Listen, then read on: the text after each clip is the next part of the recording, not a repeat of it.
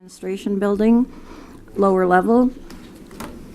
We will call to order, please. We'll start, with a moment of silent reflection.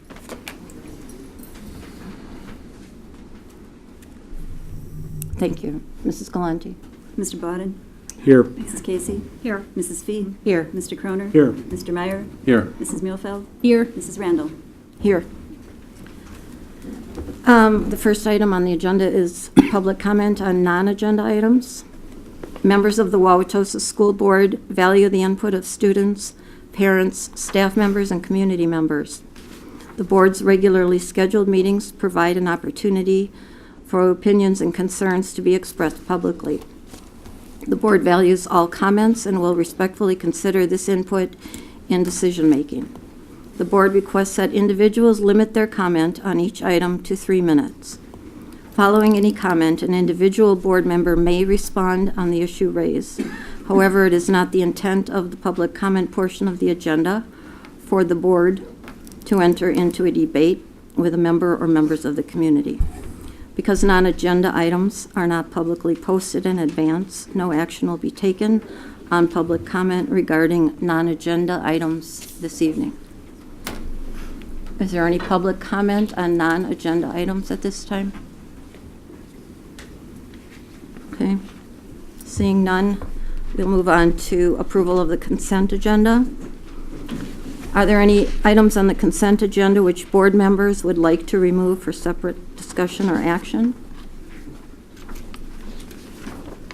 Seeing none, may I have a motion to approve the consent agenda? So moved. Second. Thank you. Any discussion on the consent agenda? Any community comment on the consent agenda? Thank you. Mrs. Galante, call the roll, please. Mr. Bawden. Yes. Mrs. Casey. Yes. Mrs. Fee. Yes. Mr. Croner. Yes. Mr. Meyer. Yes. Mrs. Muehlfeld. Yes. Mrs. Randall. Yes. Okay, we move on to recognitions. Mrs. Fee, please. Certainly. Students from Wauwatosa East and West High Schools took part in the American Association of Teachers of German, or AATG, National German Examination and the DSSV German Essay Contest. The AATG exam was taken by 677 students, and 370 essays were submitted for the essay contest. 4 Wauwatosa West students, Andy Ave, Sabrina Black, Sam Frederick, and Olivia Knudsen, ranked in the top 30 on the essay contest. Knudsen had the #1 essay in the state. On 4 levels of the AATG exam, West students Andy Ave, Sabrina Black, Sam Frederick, Olivia Knudsen, Jack Gardner, Isabella Knudsen, Noah Suki, Natalie Sullivan, and East students Dan Rabel and Charlotte Utschig all placed at or above the 90th percentile in their respective levels and received a gold certificate. Students awarded with a bronze certificate from West were Harrison Fangman, Alex Lau, Melanie Smith, Sean Van Zeeland, Katya Dickey, Eli Gardner, Jake Plants, Will Ave, Marley Ekblad, Jack Schnell, Cole Seabrook, Kobe Tapa, and Noah Wolfgram. And from East, Carl Belmer, Claire Ducanto, Erica Belke, Madison Cosentino, Kayla Klein, Cole Fallsgraf, Janet Fee, Marion Frank, Sam Honch, Zoe Jones, Spencer Coither, Andrea Mabey, and Jacob Rabishaw. East students also competed at the UW-Madison's German Day. Carl Belmer, Kyle Mabey, Quinn Beaupre, Jenny Heck, Olivia Story, Charlotte Utschig, Celia Ripple, Morgane Prather, and Claire Ducanto received recognition for their individual or team performance. German teachers are Karen Ave at West and Eva Tunstra at East. Thank you very much. And congratulations to all mentioned here. Any other comments or questions from the board on the recognitions? Okay. Seeing none, we'll move into the action items, beginning with business services, the Buildings and Grounds Department contracted services. Mr. Meyer. It is recommended that the school board approve a contract with Dan Plouts Cleaning in the amount of $1,508,142 for custodial services for the 2014 to 2015 school year, and I so move. There's Second? Second. Thank you. Did you want to start, Dr. Arnold? Yes, thank you. Tonight, we're bringing forward a proposal to the board, and the majority of the aspects is the same proposal that we brought at the last meeting. One significant change is that each of our elementary schools will retain a district custodian during the hours when students are in the schools. I think we heard from many community members, parents, mainly parents and staff members, that that important component that we didn't have. We reconsidered, took a look at it, and we're bringing forward a proposal that addresses that with elementary custodians at the during the school days that students are present. I think there's been a number of questions that have been brought up about this and the reasons why, and a lot of different questions that have been raised, whether it's through email or personal conversations. And I think probably most importantly, this is really an issue of a structural deficit built within our budget. It's something we've been operating with for a long time, and we don't know that there's an end in sight. Mr. Mack is going to talk more about that during the presentation, but I think it's really the driver of this change. We've talked about school resource officers, other support positions as well, but really it's trying to be proactive in dealing with the budget. I think any recommendation, and currently any recommendation we have for reducing expenditures, is going to involve people at this point in time in our school district. Since '93 being under revenue caps, things have been cut that are operational expenses, in other words, ongoing expenses that we need to rely on from year to year. And now it gets down to where it's positions that people in our district hold. We think this is a proposal that can be managed well, can maintain the integrity of the district, and continue forward with what we're trying to accomplish educationally. A couple of suggestions that were put out there, and I think it's worthy of a comment. There was a number of people that made a comment that just raise taxes and pay for the salaries. Unfortunately, we are under revenue limits, and I think the board knows that we can't just go out and say, let's raise the taxes. That's not an option to be able to do. Use the fund balance. Again, Mr. Mack's going to talk a little bit more about it, but we're in a situation as a school district financially over all the years because of decisions like this and decisions and recommendations that we're making now to keep our district in good financial shape moving forward. I think oftentimes people refer to the large fund balance. It's listed in different websites and on the DPI, and John again will explain a little bit more about operational fund balance and what those numbers mean. The other one was stop doing projects and put the money toward the custodians. And I think there's a big difference between operational expenses, in other words, expenses we have to rely on from year to year. Oftentimes you say, let's just put more into salaries and stop fixing the buildings or stop a different component each year. There's a term we talk about as one-time money, when certain money is available for use for one time that we can expend on facilities, on different one-time expenses. The operational expenses we look at is what Mr. Mack will refer to in the structural deficit that we work with. So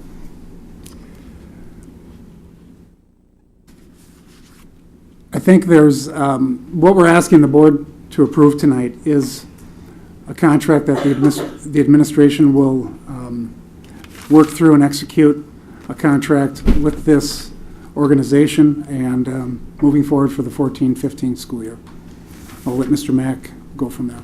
Okay. Well, let me first talk a little bit about the budget structural deficit. And I just wanted to comment, there was an article in the Wauwatosa Now in the past 2 weeks, John Rugini made from the city, who's the finance director. And we are probably in almost the identical situation that they are in. They have some fund balance too. We also do. But fund balance is used to cover short-term deficits as we move forward and unforeseen expenditures, and it's not an ongoing stream of revenue. So let me, before I talk a little bit more about fund balance, I just want to go through this so people understand what not only our school district, but pretty much every school district in the state of Wisconsin is facing. And I simplified this so to make a point. There's a lot more to this, but I wanted you to understand the basic components of this. Under the revenue cap, and when you talk in the newspapers, you see a lot of information, revenue cap, state aid, revenue cap, state aid.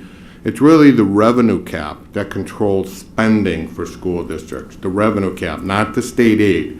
I don't want to, even though the revenue cap is part of the computation into the state aid, I don't want to confuse it. It's the revenue cap increase.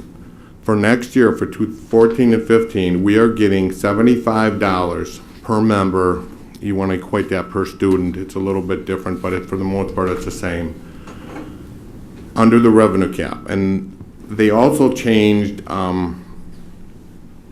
we had a new type of spending increase. Instead of putting it under the revenue cap, which they could have easily done at 150, they put it under revenue cap aid, which is $75 per member.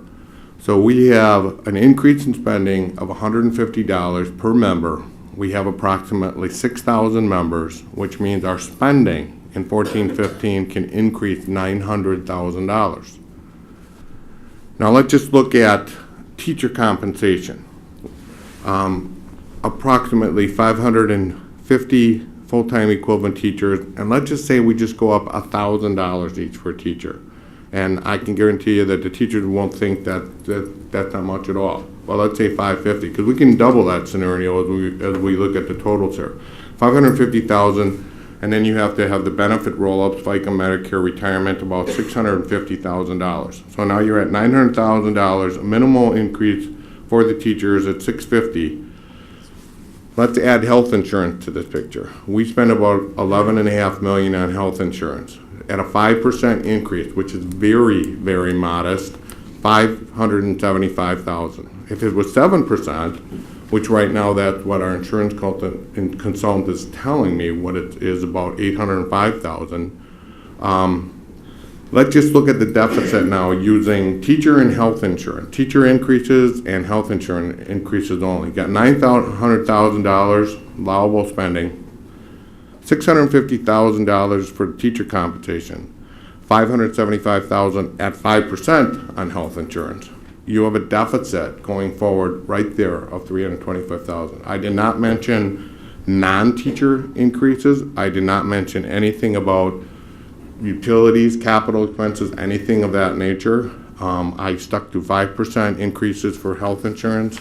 I stayed at a very modest teacher increase, and you have a deficit there of $325,000. That's the main problem that we face. That is the main problem.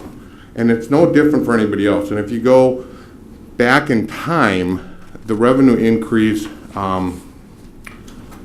under the cap used to be around $300 per member, which was double, which was $1.8 million. And we had trouble then. We were cutting left and right then. So that right there is the main issue that we're facing. We do, and everybody says, well, use fund balance. Use fund balance for this, fund balance for that. We're a little bit different from the city in that our levy year does not equal our fiscal year.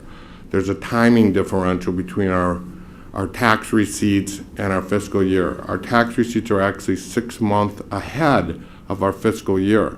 So when you see our financial statements on June 30th, there has to be a big fund balance there because we have to have enough money at June 30th to pay all of our expenditures till we get our next tax payment for the next levy year on January 4th, end the year January 14th or January 15th when we receive our next tax payment. So when you look at a school district, actually and a city too, but for our school district, the fund balance on June 30th is not that it's totally meaningless, but the key thing is, does a school district short-term borrow? We do not. We have enough money to get us through our first tax payment. And we do have, at that point, about $6 million available on January 14th, okay?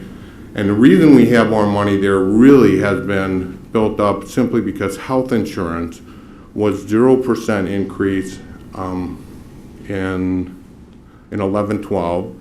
minus 4.8, I believe, and a 11, I don't want to give, and 13, and minus 8.61 in the year we're in right now. That has enabled us to build a little bit more fund balance. That fund balance is what people might say, well, that's a lot of money. We can do a lot of stuff with that. It really is not when you consider an $80 million fund balance in the age of our buildings. I've asked Mr. Kolczewski here to get me an estimate of just redoing the East High Theater. And I'm thinking maybe 1, 2, maybe 3 million. It's not $6 million to redo that. $6 million to do the theater over there. But what I'm saying is that $6 million, it might seem like a lot, but it's not given the size of our deficit. It helps us smooth out so next year we don't have to cut right away. It gives you more lead time in making budget adjustments as you go forward.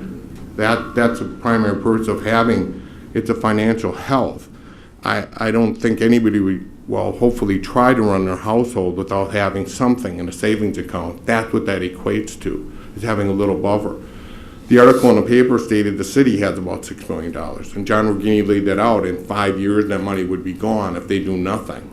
And he basically said, I don't think the city will do nothing. They will do something as far as to correct that so that they're not going to burn all that fund balance up. So what you're talking about here, though, is a budget structural deficit that you have to match ongoing revenue with ongoing expenses that continue, that keep going in a stream. And our revenue is only able to go up $900,000 right now per year. And that's assuming our enrollment stays relatively stable and doesn't decrease, which I think it will. I think we're going to stay about level with enrollment. So that's a simplified explanation, but I think that is one that is understandable. And do you have any questions on that part of it? Anybody have any questions? I do. Mr. Carter? Thank you. I might be missing something, but if we're going to take the money that we save from outsourcing the custodians and put most of it back into salaries, how does that put us in a better situation financially? Won't next year we be in exactly the same spot again? No, because I think we're what you're doing- taking questions right now on the fund balance. Okay. Is that what your intent, Mr. Mack? Okay. So, I will wait. thank you. Well, let me continue then. I want to go on to this proposal that's altered. And the difference between this proposal and the first proposal is that we added back in elementary lead cleaners, custodians for the elementary schools for 10 months to match what we have heard as the biggest need that we heard at the last meeting. And if we do it that way, the net labor benefit savings is about $510,000. The supply savings and the equipment, and this is something that probably a lot of people may not understand, is about $130,000. But not only do we have to buy cleaning supplies, but one of the main expenditures we have for cleaning is riding floor cleaners and buffers, and a lot of those things are not that cheap. In my estimation, they're $13,000 plus for a riding auto scrubber, and we spent, like this year alone, $72,000 on new equipment. So that's an ongoing cost that has to be borne if you keep cleaning in-house. Overtime savings is $140,000, and what we would save on there is simply because we have to cover a lot of vacations with the overtime. And the ORWs a lot of times substitute for the cleaners, but there's been a lot of overtime spent in the district simply to cover for other people being gone, sick days, and for vacation. And then we have workers' comp insurance, the premium savings of about $70,000. And that's simply the payroll reduction times about 5.25%, and that's strict premium. That does not take into consideration that you're lowering your risk pool, and going forward, I would assume, even with doing something like this, your workers' comp insurance premium would actually continue to go down because of the way it's calculated. So there's a little bit more to it than just that simple premium savings. So the total annual savings for doing this is about $850,000 on an ongoing basis. The staffing structure that we showed last week, there's really only one change, and it's under this 9, under the custodial on the right-hand side in the red, the 9 full-time, 10-month head custodians, which we had in there prior under the other original proposal was 3 full-time custodians that would be more like supervisors. What this is going to enable is every elementary school will have a elementary lead custodian during the school year. So that's all I have. I don't know if Mr. Kolchewski or Ms. Enishine want to add anything. Mr. Mack, do you want to take board questions Sorry. for you, separate from them? Okay, thank you. Mr. Cronin, go ahead. I'll wait until the presentation is finished. Okay, thank you. The only thing I want to add is when Mr. Mack talked about the overtime savings, in this new structure, what it allows us to do as our operations relief workers is to have 2 workers every week work on Saturdays. And that's something, it's 2 positive effects. One effect is it reduces the overtime at the elementaries. But the other positive effect is on teachers. We hear a lot from our teachers that want to get in their building on a Saturday to work in their classroom. Currently, in the past, we've always said unless there's an event going on, which would be the secondary schools, the building is closed and locked. In this instance, that we'll have those buildings unarmed, and those workers can to open the building so a teacher can get in with their ID badge and then work on a Saturday if they choose to, which is a request we get quite a bit. But besides that, we'll be glad to answer any questions. Did you want to talk a little bit about the contractor? Sure. You want to talk about the process? In the RFP we sent out, and then we had walkthroughs a week and a half ago, and then last Wednesday we had the proposal opening. We had 10 proposals were received, which you had the prices for in the packet. We went through and we did in the RFP we had a 100-point scale. We went through that, and one we're recommending the Dan Plots Cleaning out of Muskego. Their client list is mostly for schools. They have like Marquette High School, Catholic Memorial, Kettle Moraine. I actually toured those, the 3 of us, last week, and then we spoke to the individuals, our peers at those schools, and very, very positive. Their other clients are banks, and we found out a lot of their clients have very long-term relationships, much as 31 years at Catholic Memorial. And our peers had great things to say about their company. That's something we really valued, when you can see it and talk to the people who have dealt with them for 30 plus years. So we very impressive with that. Their proposal was very, very strong. I think they're going to be an excellent partner in our district. Thank you. Did you have anything to add, Ms.? Yeah, the one thing that I can add is the interview process that we did with the companies. After everybody submitted their proposal, we went through a pretty intense interview process with each company that we thought would be a good fit for the district. The 3 companies, top runners, I would call them, that came through and we interviewed. Some of the interview questions that we were able to ask them was more intense and extensive questioning on their background checks, their hiring process, what type of partnership this would be between them and us. And I just want to add that piece because that interview process was very, very helpful and very important, I think, for the district to succeed. Would you be able to expand a little bit on what you learned as far as the relationship Sure. between the vendor and Good example is one concern that we heard at the last meeting, we've always had ourselves, is retention on employees. There is one company we interviewed and going through it, and we found out their retention was 30%. We were not comfortable with that much turnover, and that's what we hear from, in the last 2 weeks, talking to principals, talking to teachers, and we don't want a new face every 2 weeks.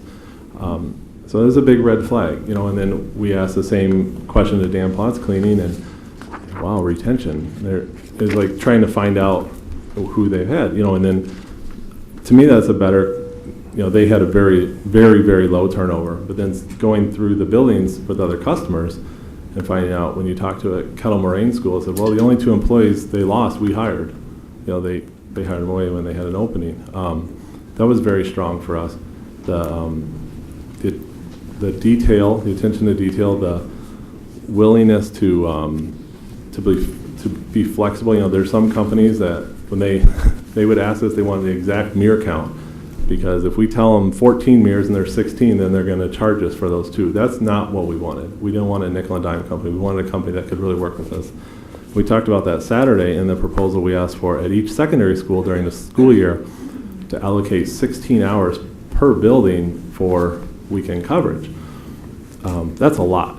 We know that it's a rare weekend where we're going to have that much going on in the building, but what we wanted to do, and this is what their company suggested, is that they realize that's a lot. It's a lot of hours, but to use that as a bank. So it doesn't have to be used on the Saturday. It's really a bank for the whole year. So if we had a event at one of the elementaries, we talked about last board meeting, like at a Christmas concert, where we had extra help and extra cleanup and setup, it can come out of that bank. So we didn't want a contract where we were always doing change orders, if you will, or adding on. We feel that this contract gives us the flexibility to not have to do that. So it's not an add-on. And that's reading through the contracts and talking to our peers, and my own experience with contracted, it's one of those kind of get you in the door and then always add on. And that's something we did not want. And that's something we heard about this company from our peers, that does not happen.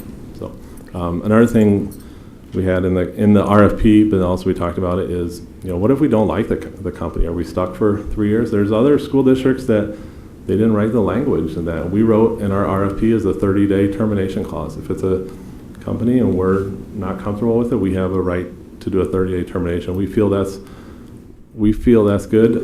Some companies' proposal didn't like that because they did not like that we could terminate.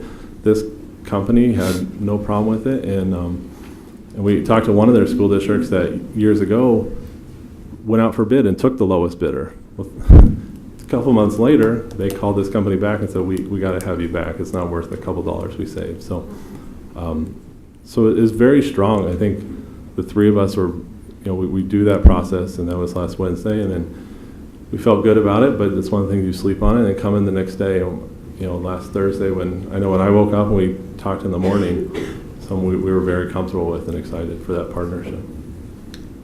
Thank you very much. Okay, board members, Mr. Croner, did you want to begin? Sure, I have a question. First, about the Dan Plotz cleaners. I received a number of emails where people were concerned about the salaries that were going to be paid. Can you talk about what they're proposing there? Absolutely.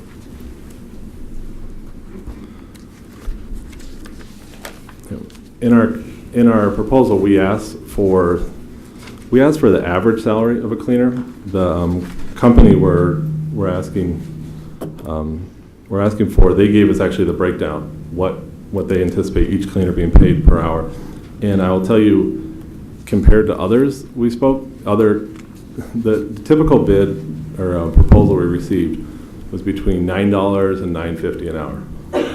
Dan Plotz, the company we're asking to go with, as much as during the daytime, $13 an hour, which would be comparable to what we pay a school building cleaner currently for wage. And then at night, they had as low as $10 an hour. And there was some supervision. They had one that we're going to look at as more of a floater at $15 an hour. So what it really showed us is, you always try to find, well, where are they, what's making up their contract? We looked at chemicals. Do they skip on chemicals? Do they use inferior chemicals? And the best way to, they'll tell you what chemicals they use, and we were very happy with that. But then when we were going on tours of other schools they do, we go in the custodial closet, see what they use, and that matched up with it. So I think what we avoided, and which I'm really excited about, we avoided that large company where we're just a number and they're trying to make a certain profit, 20% markup or whatnot on us. But with their wages higher than most of the others and their good chemicals and good reputation, we were comfortable with that. And I know many other people were concerned about, in this type of situation, a company coming in with a decent bid that makes sense and then costs going up significantly later.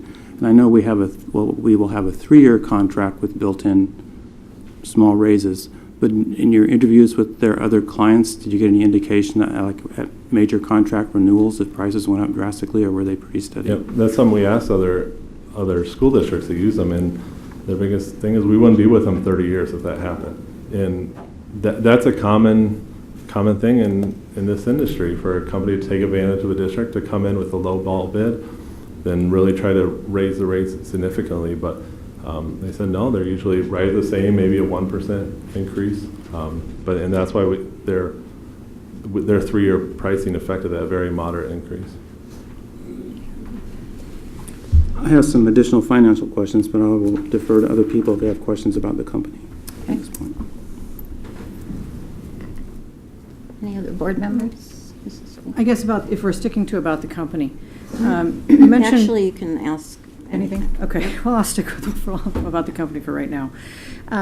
You mentioned Marquette, Catholic Memorial, and Kettle Moraine. We have 14 buildings. Those school districts don't. This is going to be a vast expansion for them. Are you confident that this company is up to the task of taking on a much larger project than what they usually deal with? Yes, we are. Those are their school district clients, but they also have larger clients, a lot of banks, and it is for any company we looked at. It's a significant amount, the 14 buildings. I do think going with our updated proposal with more daytime custodian helps wage that. I know we've had a lot of current employees, some I spoke with last week, that have asked, how do I apply? And I know that's something they look at. How do we, because they have to hire, and in the next 2 months they have quite a bit of persons to hire, and they realize that's something we asked, and there was another company that we were excited about, but when we asked that question, they're very timid, and I don't know, that'll be really hard, but we're full confidence with their answers and with their references that they'll do it and do a really good job at. All right. Another thing that I was concerned with, and I think several people were, is security. And you've talked a bit, and I know I read the RFP, I saw that we would have access to the background checks of anyone who would be in our buildings. Can you talk a little bit about how extensive this company's background checks are and what your information is on that?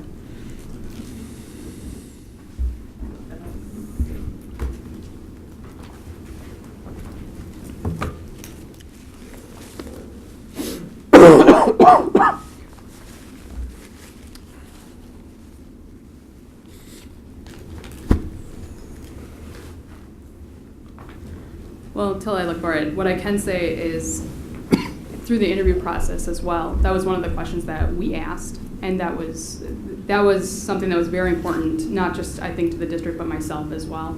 I know that talking with the 3 different companies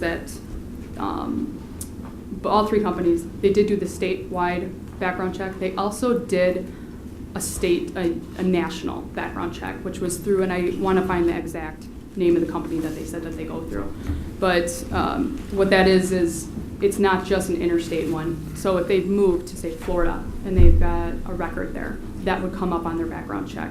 The other thing with this company that I was very pleased with their answer, I asked all the different companies if they would mind one of us, mainly myself, sitting in on the interviews of the people who are coming in. And maybe not all of them, but at least a good portion, so I can get a feel for their interview questions and what they're asking and what they're not asking. And Dan Plotz was very accommodating. They said absolutely, and they also actually encouraged us that if there's any questions that we want to ask or the district would like to ask further beyond what they're asking, they're more than willing to ask those questions as well. And I thought that was part of that. I mean, we talk about background, you can run the data, but really, what's the feel? What's the interview? And that's an important piece, that hiring. And I'm very, very fortunate that this company thought of us as a great enough partner that we would be able to do the interview process together.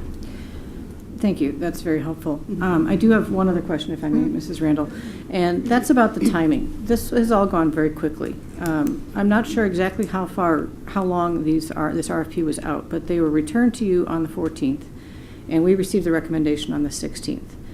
That's a very short time to actually vet all these people who had put out, who had responded to the RFP. Do you believe that you've had enough time to do a thorough job of vetting this company, and you're confident that they're the one for us?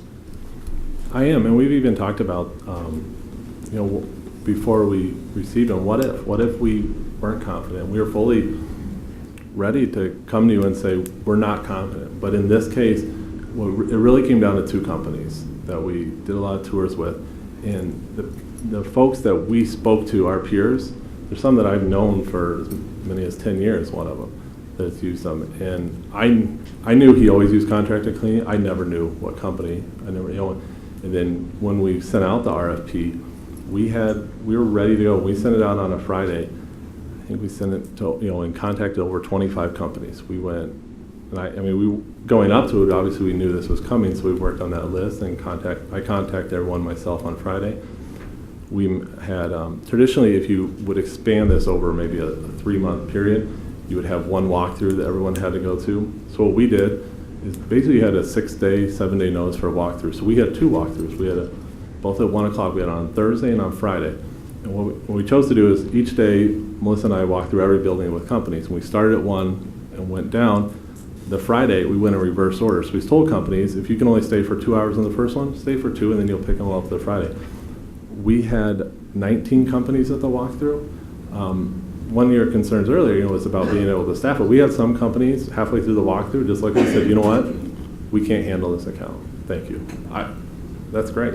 I think there was other companies that showed they couldn't handle the account, but they still wanted a bid, so that's why their price was so high. So going through that, and those walkthroughs were really nice for us because those are 6-7-hour walkthroughs where we're not just walking and pointing, we're walking, and we did it together on this purpose, so one could lead and the other could kind of mingle and talk and get to know more of the company. So I know it was quick, but I feel very, very comfortable with what we did in that short time frame. Okay. Thank you very much. I may have more questions, but Sure. I'll defer for now. Anyone else? Mr. Bodden? Yes, I have a question regarding the proposal. What effect will the people that are head custodians, the 9 custodians, what effect will that have on them financially? If they currently are at a 12-month, and in the proposal it's now at a 10-month, so what effect will that have? Well, it's 10-12, so it's about a 20% reduction in pay. What about benefits? Well, I had costed in that they would get, just as our administrative assistants that are on 10-month contract, they would have their health and dental paid during the summer months. That would not be taken out. Okay, can I ask a second question? No, please. Second question related to that. How are the elementary building head custodians determined? In other words, we now have 9 current existing head custodians. On the initial proposal, it was down to 3, or what you called 3 and then in the new proposal here, you have 9. How are those 9, or how will those 9 head custodians be determined?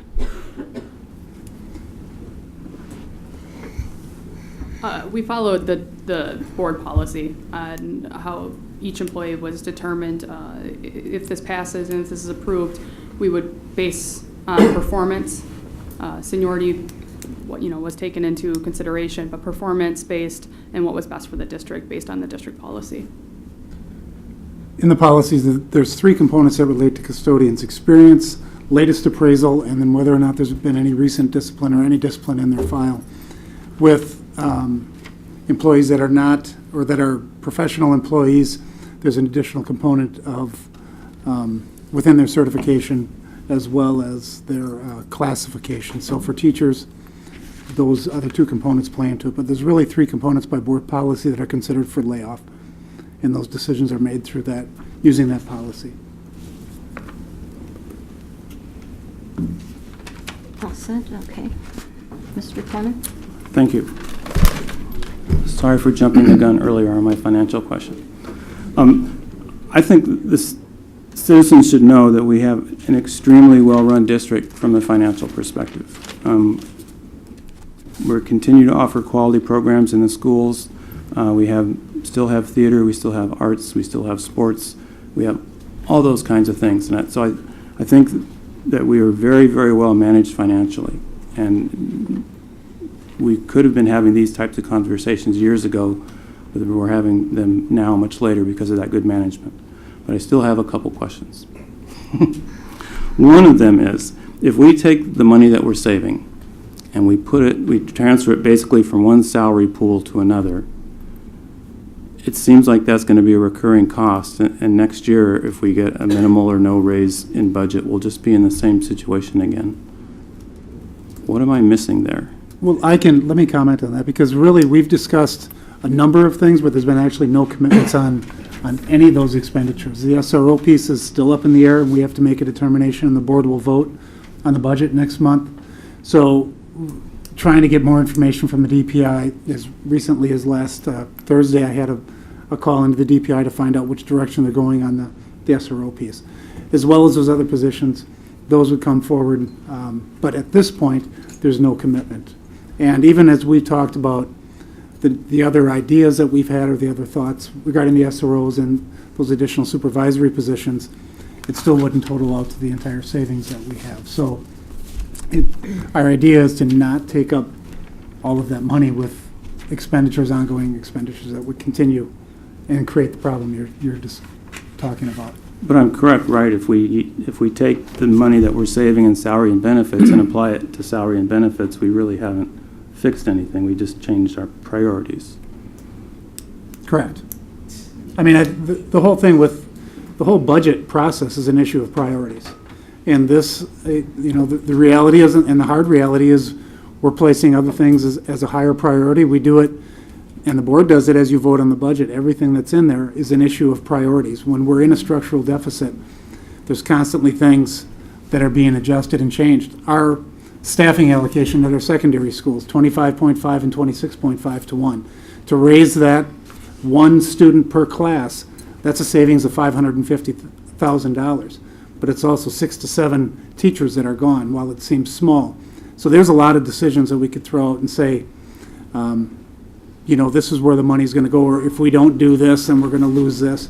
But I think some of that fear-mongering gets in the way. We're really trying to stress the point that this is really about addressing an ongoing problem, and it helps ultimately delay some of the pain and some of the issues. We're going to continue to have these same issues and continue to look at different ways to increase revenues or decrease expenditures. This isn't our last budget reduction that we're going to be going through. This is going to be ongoing. But it's trying to be proactive and address our budget moving forward.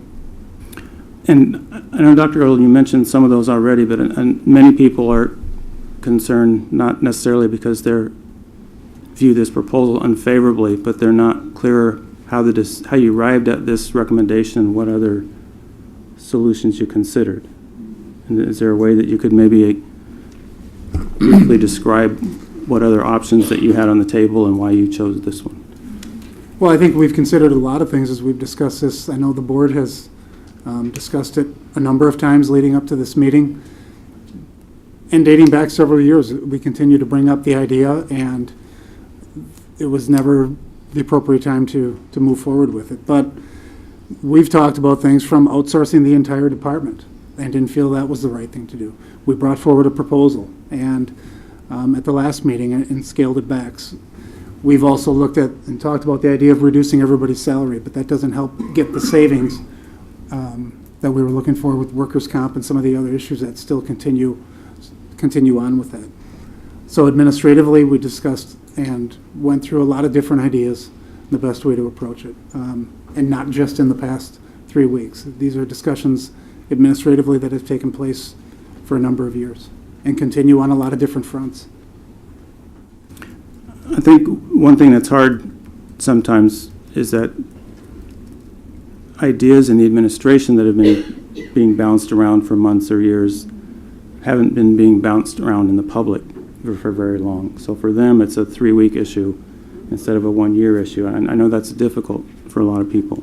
And given that you don't have specific plans for the funds at this point, did you consider maybe asking, and this wasn't clear to me from the last meeting, asking this group of employees for some concessions in salary and benefits to maybe fund what we might not have for the SROs, and then waiting.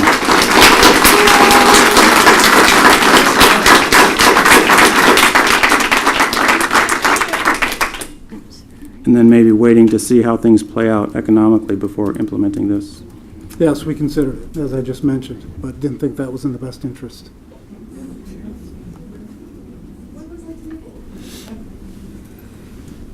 That's all I have right now. Okay, thank you. Mrs. Muthil? Thank you.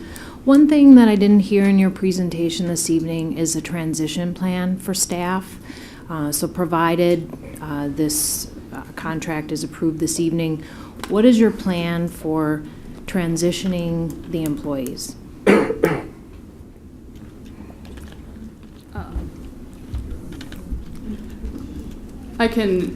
What our transition plan is, we have many meetings in the future with Dan Plotz and making sure that their ideas of what our district and I should say the qualifications and the expectations are the same as what the district holds and what we've been holding going forward. So there's a transitional piece with the contractor. There's also a transitional piece with the employees that are staying. And on my end, what I plan to do, and on our end, is meet with those employees one-on-one and make sure that all their questions are answered, and that we also meet with them one-on-one when the contractor starts, which would be July 1st. That's it's 2 months away. We need to start planning for that. So what we're going to have to do is each school, each principal, even as much as the administrative assistants are going to have to be involved as far as who's staffing that building. Communication needs to go out, not only just among the custodial group, but amongst the district. So we're working on that as we speak, the transitional piece and making sure that documentation is there, communication pieces are there. But I think the important piece is the one-on-one attention that we give each employee, not only Dan Plotz as a company, but our own staff, so that we're comfortable and feel comfortable that expectations will be met across the board. That would answer. Thank you. And, these situations are quite difficult. I know I have had some comments of longevity, people worried, well, if this is happening, maybe it could happen again. And I just want to make sure that we have thoroughly thought that through, how we will be communicating. We have some unbelievably dedicated people in our district, and especially in this group. And I just want to make sure that this is well cared for, should the proposal be approved this evening. Anything else? No. Mrs. Randall. Mrs. Casey?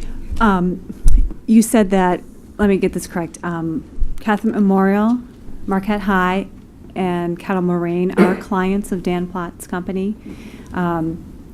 Did you go to all of those buildings? Did you speak to persons from all of those buildings? And I specifically would like you to speak a little bit more, maybe anecdotally from these companies, the schools, about security, because that is a really major concern for people. Sure.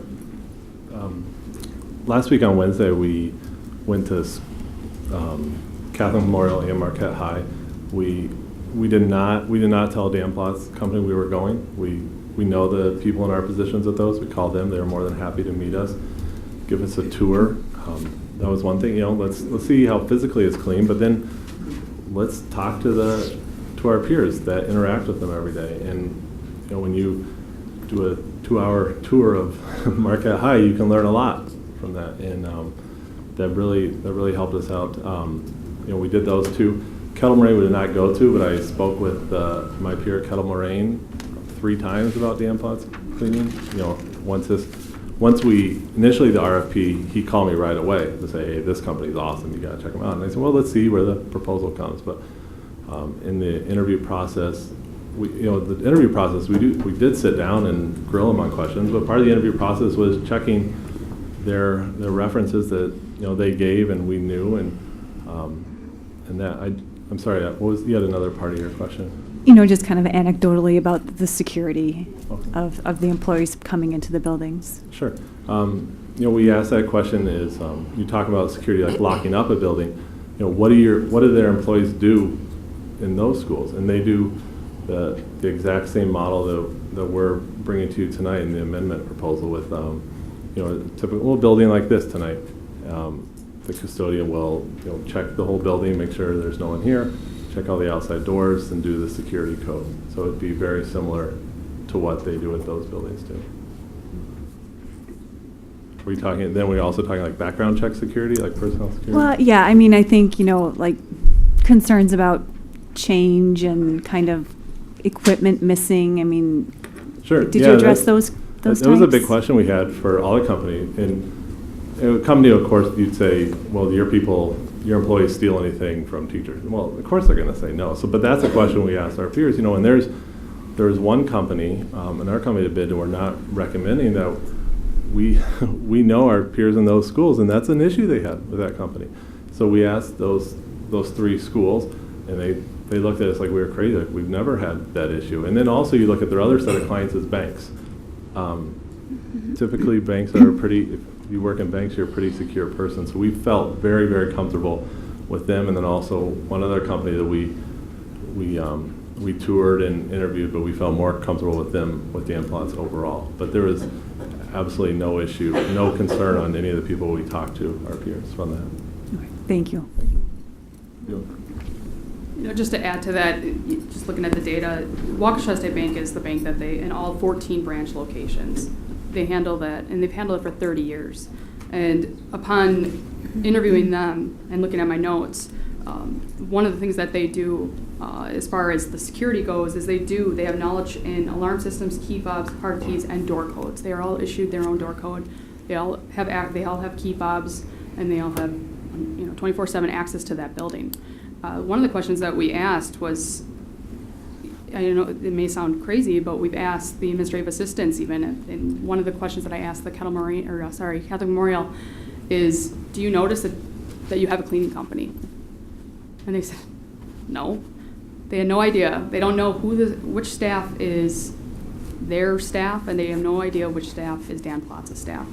When we toured Marquette High School, they had maintenance staff, and they had a custodian working on graduation setup. And one was Dan Plotz's employee, and 2 of them were maintenance staff. We couldn't tell the difference. They all were working hard. They were all working diligently. And that's something that we looked at, is Dan Plotz just taking the easy road, or are their employees doing the same? And that's something that we looked at as far as background and security of that building. And I think it was something that a huge flag to me, a good flag. That's the administrative assistant said, absolutely not, we can't tell the difference. They work just as hard. And we saw a custodian at Catholic Memorial shaking hands with a teacher and saying, hey, how are you doing? They know him. He's been there had been there for 10 years. And that was their day porter. So I just wanted to add to that. Thank you. Mr. Meyer. I just have some comments. Thank you to everyone for the voicemails, the letters, the emails. This is a very difficult vote for me. As I asked the question, do I know what I'm doing? I have been laid off. Friends of mine have been laid off. Some of them I've helped pack their things to carry to the car. I have been very proud and pleased that our custodial staff has been employees. We have the highest respect for our business department and for John Mack's financial analysis. I believe we're probably still one of the few school districts in the state with a AAA bond rating. That does matter. There have been a number of requests for information. I've made four rounds of information requests. One had to do with because of the workers' compensation insurance component of this, we requested injury history, nature of injuries, duration of out time. We made a request for information on, we've looked at, watching out for keeping an eye on things, the longevity with the school district of those who would stay and those who would leave, the age of those who would stay and those who would leave, the buildings where they work in now, the buildings where they would be assigned under the proposal. There is the hearing input. Last meeting, the superintendent came forward with an amended proposal. Some call it a compromise. I call it a better recommendation. And the school board, this is the fourth meeting where in one way or another we've directly discussed this question. In my work life since 1996, I've worked in buildings with contracted custodial people, some during daytime shift, some during second shift. I've never seen any issue. Now, you don't see issues if things are well managed. As with all things, if things are not well managed, there will be issues. So the business department will have, assuming this passes, will have a responsibility to keep this thing well managed. And with regards to, yes, this will keep us going for a year or two, and then we'll have to look for some other place to cut. That could be. I've in my 11th year on the board now, and for all of the previous 10 years, it has been a story of declining support from state government in Madison. It has not mattered so much if it's been a Republican or a Democrat administration. Every year it's less for public schools. I'll note they do find money for voucher schools.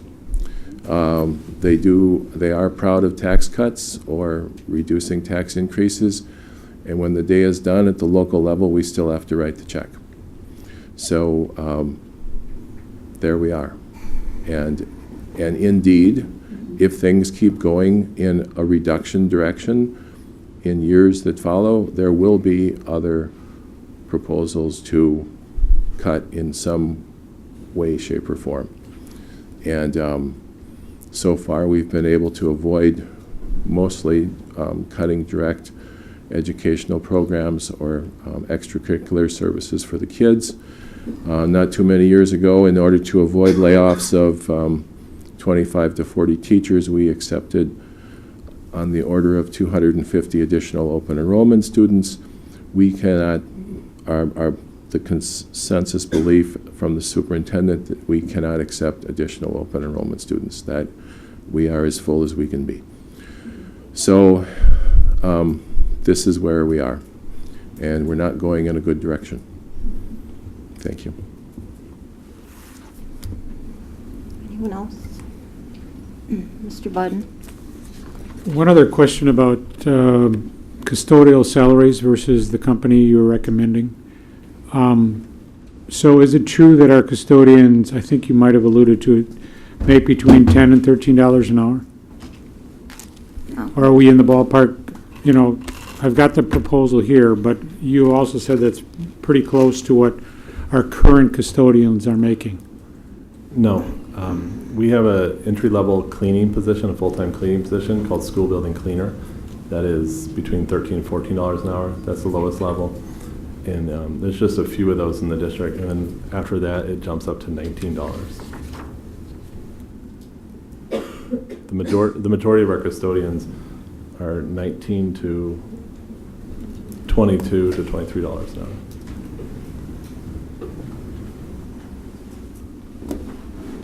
Second question, follow-up. Of the custodians that would be terminated, Melissa, how do you see this process working for them to try to connect with this company if they so choose? How would, you had mentioned that some had come to you or expressed interest. If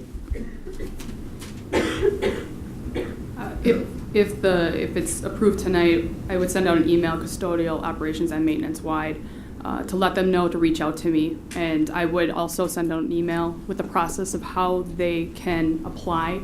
I'll give them the direct website, the application. That'll all get emailed to them. And if they're interested, they can apply. They can also email me, and I will send their name forward to the Dan Plotz. Mr. Plotz and I have been in communication on a daily basis. Some have already expressed interest if it approves, if they can work for the company. And, if they're hardworking and they want a job with the company, I would absolutely forward their name onto Mr. Plotz, and we would go forward with that. Okay, thank you. Yep. Anyone else? Yeah, I have a quick question. On the proposal we got, they identify their employees, one of them as a daytime lead person. What would be the working relationship between that daytime lead and our building custodian? Sure, and those were the secondary schools, the 4 secondary schools. We currently have that structure now. We have a building supervisor and then a daytime lead. Daytime lead is focused on cleaning, where the supervisor can do mechanical, but really the daytime lead is focused on cleaning. You may have some areas in the morning. You have a walkie-talkie. There's incidents in the bathroom. There's incidents in the hallways, in the classroom, and that lead does that. But then also a lot of it is lunch setup and cleanup from that. So that it's just one of those that 8 hours during the day where you're always cleaning something. Okay. So, and that's the contracted person? That would be the contract. Okay. Yeah. And then what will the working relationship be with our people in the building? Yeah. And I'll speak, the past district I was in, we had the same system at our secondary school.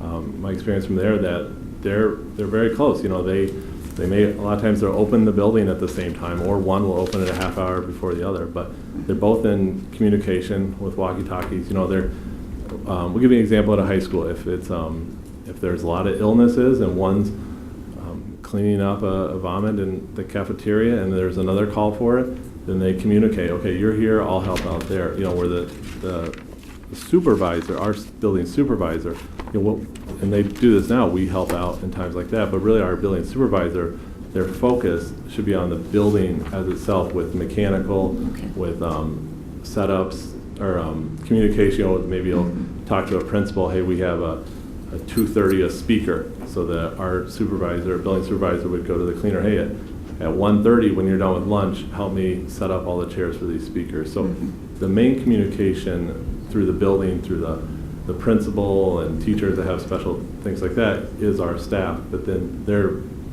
in constant communication. Okay, thank you, that helps. I want to thank all the board members for their many questions, not only tonight and since the last meeting, but throughout this process. I think everybody takes this personally. Everybody does. And then, Mr. Meyer, I think you explained it best. Something has to happen. So I've been kind of frustrated in my communications with people because of misinformation. And so I'm grateful that you have, provided such a clear explanation of things, and Mr. Mack. But if people still have questions about things like fund balance and that, you can continue to ask them. Because unless we have a clear and accurate picture of the outcome, we can't even get to that discussion about how we all feel about this. So you know, everyone is having a hard time with the human part of this. So, with that, we'll open it to community comment. And I would just remind everybody, please, excuse me, to step up to the microphone, state your name and your address. Hi, I'm. And, excuse me. Oh, pardon. That's okay. And we will ask you to stay within the 3 minutes, please. Thank you. Hi, I'm Pat Ludorf. I'm the custodian over at Wilson W. STEM Elementary. And I live at 5503 North 32nd Street in Milwaukee, Wisconsin. I only have one small comment. My comment is, most of the board was here when Wilson was closed at the time, and then voted and reopened, and a large amount of savings. And I believe the savings amount was $700,000 that we would save every year by closing Wilson. Now, we're asking the custodians to make up that difference. Now, I understand that it's a brave, challenging new financial structure. However, now that Wilson is remained open and we have opened a STEM charter school, the charter school is the number 3 grade school in the state. Wilson is number 6 for grade school in the state. It took a courageous board to reopen a school and try something new. Please be that courageous with the custodians this time, because I think we all make a difference. Thank you.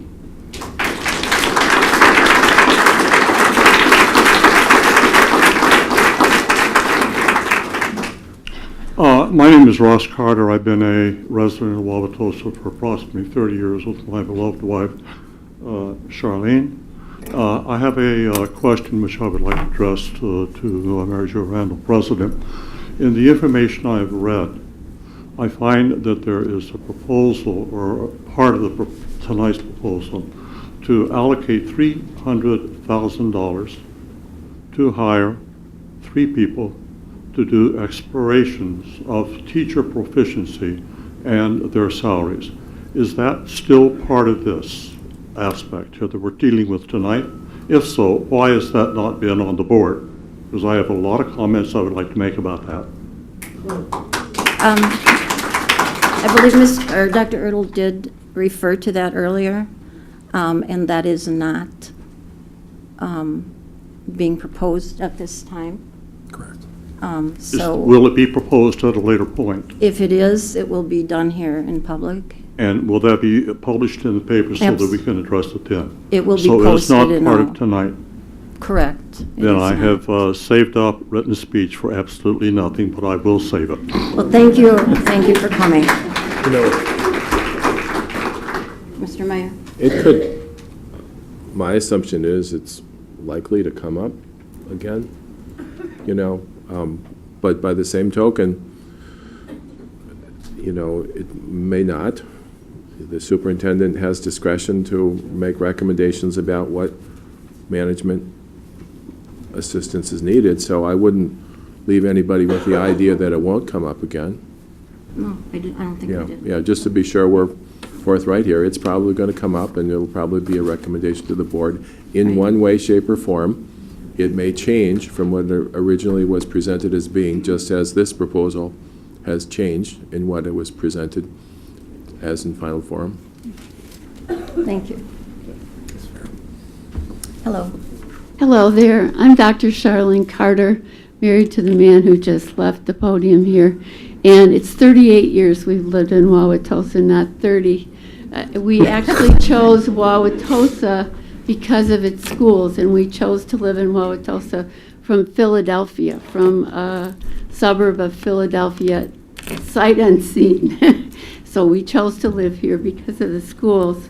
Our kids went through McKinley, Longfellow, and East, and are doing very, very well. I am a community liaison to the school safety committee at the present time, and hopefully will be next year as well. But I feel that I'm coming a little bit Jack come lately, like jumping on the hay wagon kind of lately.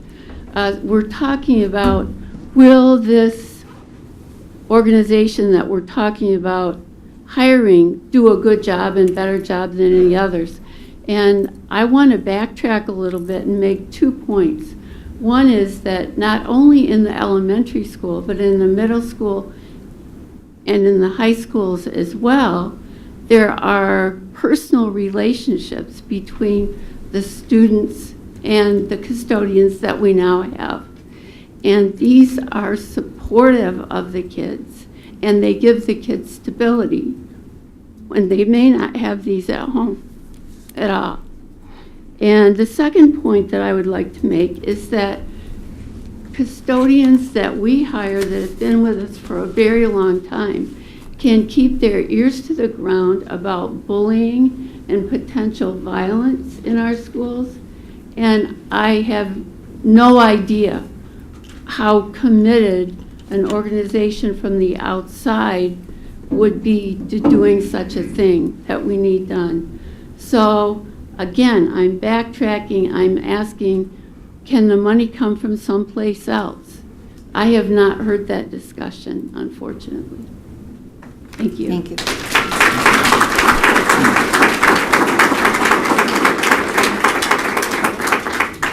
Hi, my name's Carolyn McCarthy. I live at 2541 North 71st Street, and I have a fourth grader at Roosevelt. And I just wanted to make a quick comment about this process. I've lived in Wauwatosa for 6 years, and in the 6 years that I've been here, it's been a hard time for education. You've seen things you've seen the morale decline. It's palpable. And I just want to remind everyone here, especially the leadership, that in addition to stewardship of the budget, you're also stewards of the morale. And I think that, I've been in the workforce 30 years. I'm a family nurse practitioner. I've worked in places where people are bringing their best game. You get more than what you pay for. Everybody's working together as a team, and there's great results. I've also worked in places where everybody's looking for a rope in the nearest beam, and then you get exactly what you pay for or less. And I think that a decision to outsource people tears at the fabric of what we have here. And what we have here is intangible. It's difficult to measure. But I think that if you're not valuing every member of the team, then you pull at the fabric and it tears apart, and you don't get the quality that you're looking for. So I would like to ask you to think creatively. Wauwatosa has a growing tax base. We're doing well. I think there might be different ways to approach this.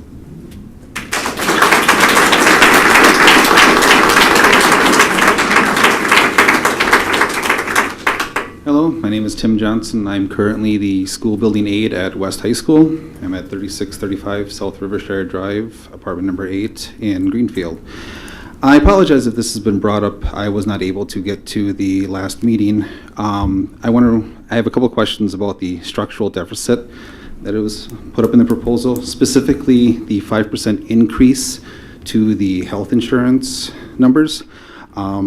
I would like to know, this is open to whoever might have the answer, who is the current provider of the district's health insurance? At this point, I would have to ask you to contact Mr. Mack individually. He cannot answer that publicly right now. This is really not a question and answer time. It's a comment time. Oh, okay. But well, then I would ask them if he's sure that it's going to be a 5% increase. Maybe we can go and use some of the things that were put in legally to shop around to possibly get a better deal on the health insurance while still maintaining the high level of insurance that is expected. That's an important conversation, and I know that Mr. Mack Yes, will and have much to talk about with I'm you. pretty sure with us how quickly as this has been laid on that probably was not fully explored, and I request the board to take that into consideration when you vote. Okay, thank you.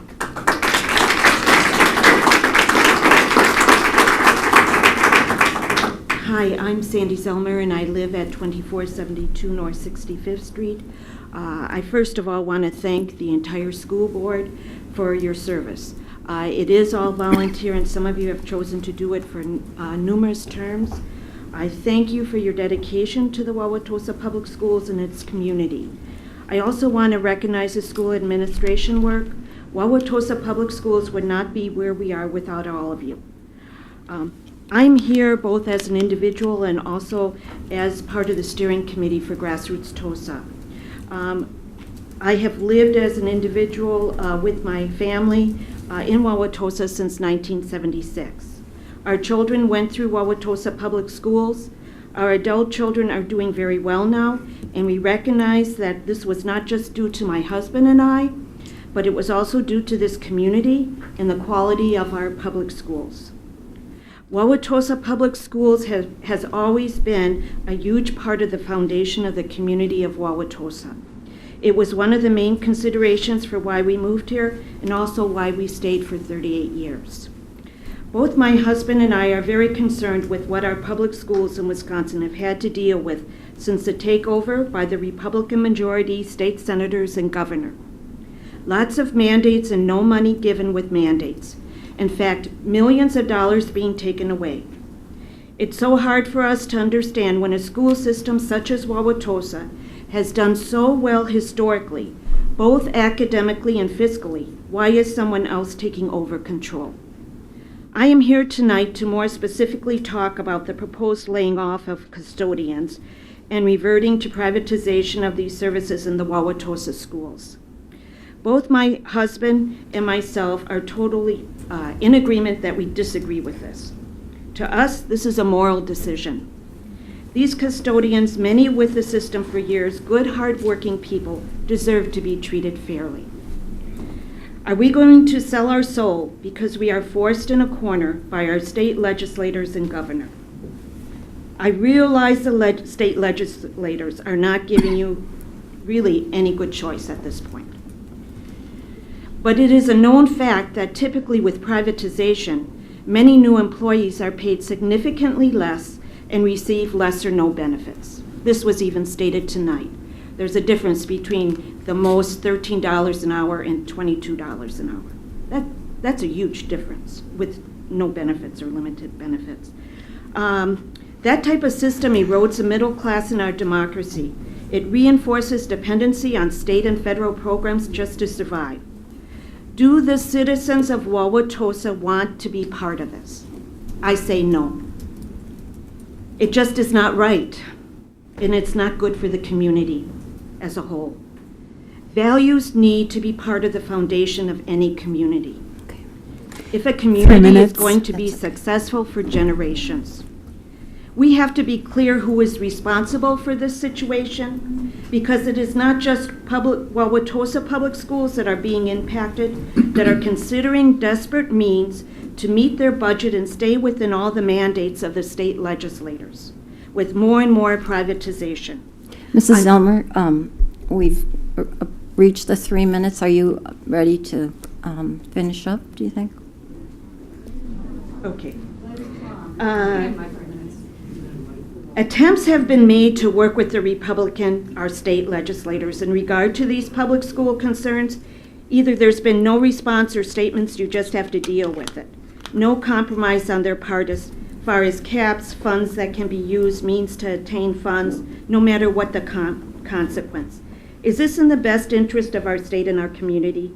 We need to put pressure on our legislators and governor, let the facts be made public. Their policies are hurting the state of Wisconsin, the community of Wauwatosa. Our Wauwatosa public schools are the foundation of this community. If we continue down this road, our once excellent public school system in Wisconsin will no longer exist. To me, this would be one of the saddest days in my lifetime. Thank you. Thank you.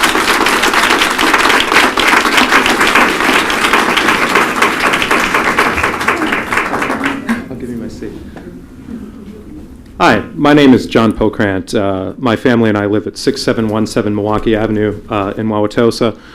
My son and daughter both attend Washington School. I could make the political case tonight, I could make the budgetary case, I could make the social justice case, but tonight I'm here as a father And I'm here to talk about what our school community means to me and to oppose this proposal. Our custodian, Mark, is part of our Washington School family. He's in our school every day and always goes above and beyond to help with setting up for special events like the science fair and the senior kindergarten awards night. If our custodians are replaced with contract workers, our children and our parent volunteers will lose. By definition, contract workers will work to the contract. There will be no above and beyond. There are added troubling issues of high turnover among contract workers who are generally poorly paid. I know we've talked about background checks tonight, and I'm not reassured. I'm just not. As a parent, what can you offer me that replacing trusted members of our school family with outside employees not invested in our school? How can you show me that that does not compromise our children's safety? Because that has not happened here tonight, and I'm saying that as a parent.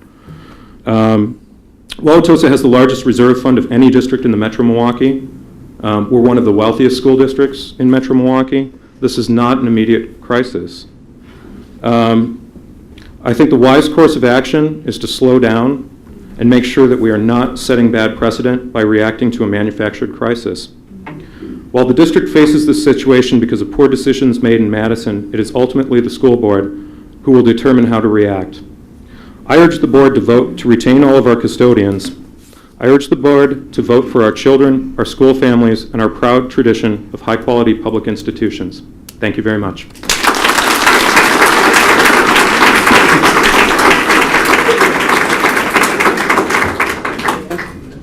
Hi, I'm Shaquina Fairconatu. I'm the wife of Benny Johnson. He works at Wauwatosa East High School.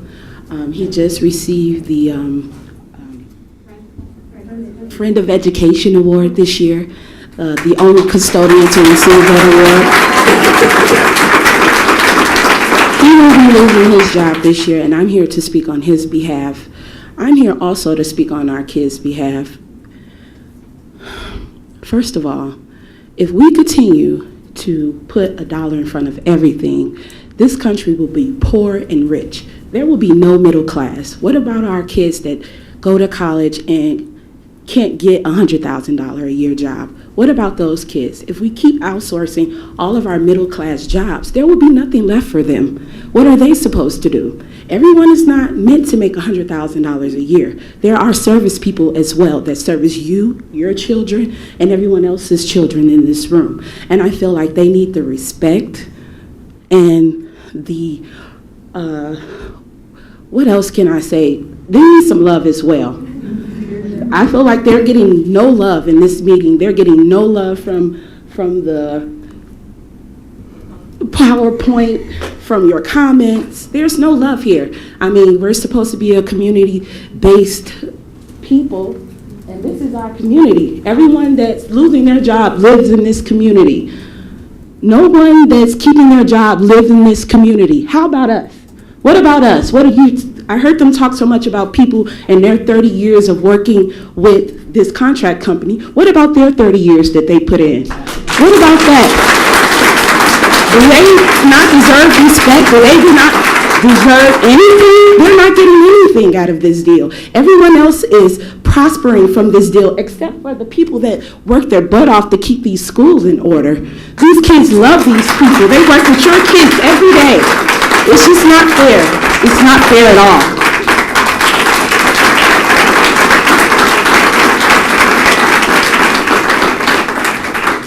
Hello, my name is Joanne Shansky. I live at 2030 Church Street, and I'm on the steering committee of Grassroots TOSA.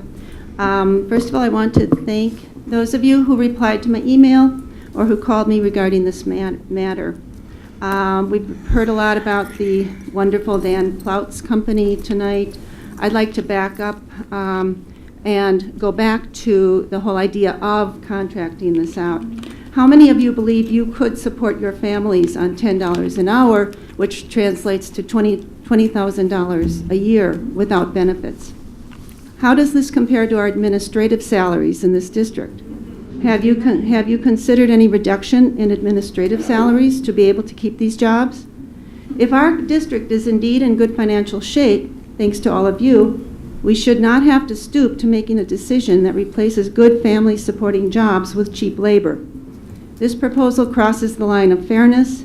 It's an unethical proposal. It does not reflect our values, and it demeans us as a community. You're proposing that we pay $1.5 million of our tax money outright to subsidize the profits of a private company. And what's the rush? As Ms. Fee pointed out, this issue just came up a few weeks ago. It looks to me like it was a deliberate plan to stifle opposition. The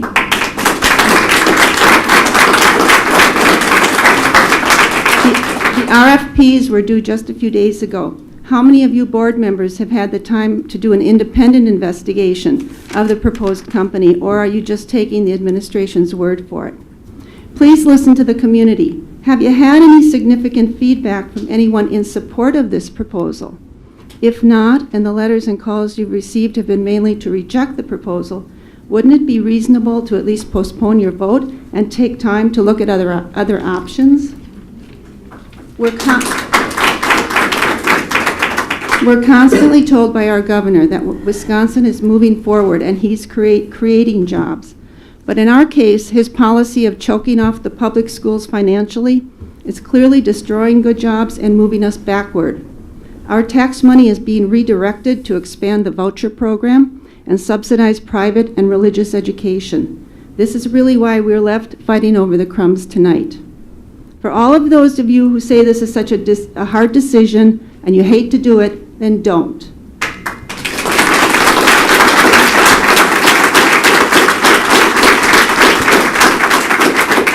Well, there's no compelling reason to do this in such a rush. If this district is so cash-starved, then let's look at the higher-paid administrative personnel. Mr. Ertl said cuts are going to involve people. Let's look at the administration. If 25 of the top administrators in the district took a $15,000 pay cut, you'd save almost $400,000 right there. That would save more custodial jobs and avoid putting families out in the street. Or have you tried to work directly with the custodians to work out a solution? So there are alternatives. This is a sad day for Wauwatosa. It's shameful. If this passes, this will be our contribution to the demise of the middle class and the race to the bottom. I ask you, please postpone your vote tonight on this drastic step and explore alternatives. There's got to be a better way. Don't throw 30 custodians under the bus to save some money. Thank you.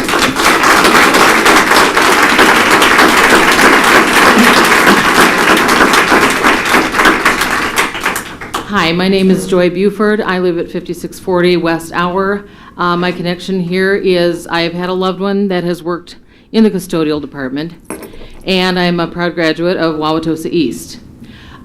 It seems kind of disingenuous tonight to even be voting on this, because the truth is at least 25 staff members of the custodial crew have already been let go, including someone I know and love very dearly. And this has not been talked about, but half the staff is already gone. And as for this RFP, I've been in the business world, and 48 hours is chump change. You do not look at something for 2 seconds and make a drastic decision that affects 30 people's lives with probably 300 years experience between them. They care about your kids. Also, one of the people on this panel has only been part of this school district for barely more than a year, and she has been part of laying people off left and right.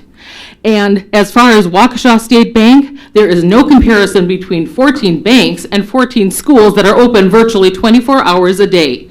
The loved one I know that worked there said it was like working at the Mall of America. There was something going on every day. And if you're going to make this work with a contracted outsourced company, you're going to have to do a whole lot better at the planning, because my loved one was called in at a moment's notice all the time for last minute things that weren't accounted for. So these are the things that you have to consider. They're called banker's hours for a reason. A bank closes at 5. They don't have children. People don't throw up at banks. They don't throw water bombs at banks.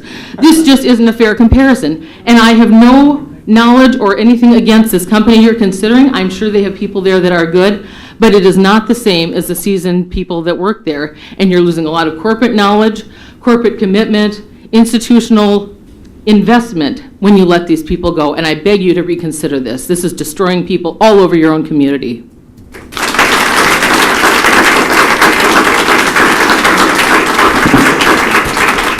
Hi, my name's Dale Dahlberger. I lived in Wauwatosa for 23 years and sent both of my sons through the school system, and have had, obviously, just to pass on, obviously they're doing very well and have had a very successful experience. I'm here really to really voice opposition to this proposal. I appreciate, I went ahead and I sent a letter to a number of people, and I appreciate people responding back to me. But the centerpiece of this whole effort, I think, is, they say there's this financial crisis or there's this budget crisis, but the reality is when you look at the cash reserves that exist in this, that this community has, we have the largest cash reserves compared to any other district in this region. I have a list of 25 districts here that says that Wauwatosa is on the top, 36 million in cash reserve, 52% above average, 24 million than all comparable districts. So, and I want to thank you for doing a good job in preserving and protecting our resources, but this money is really available when you need a crisis, when there's a problem that exists. It's a rainy day fund, so you can go in, so if there's a budget gap or a shortfall, you'd be able to step in and really try to address that problem. So what you've created is, the solution in and of itself. You have the money available. There's no reason why you can't spend some of that money to alleviate this problem. And then give some people some time to look at some other options. I agree with what Ms. Fee said and other people have said. What's the rush? When in 2-3 weeks' time, we're making such a push to make this happen, and throwing people out of work who've been with the district for many, many years, have sacrificed, have given concessions.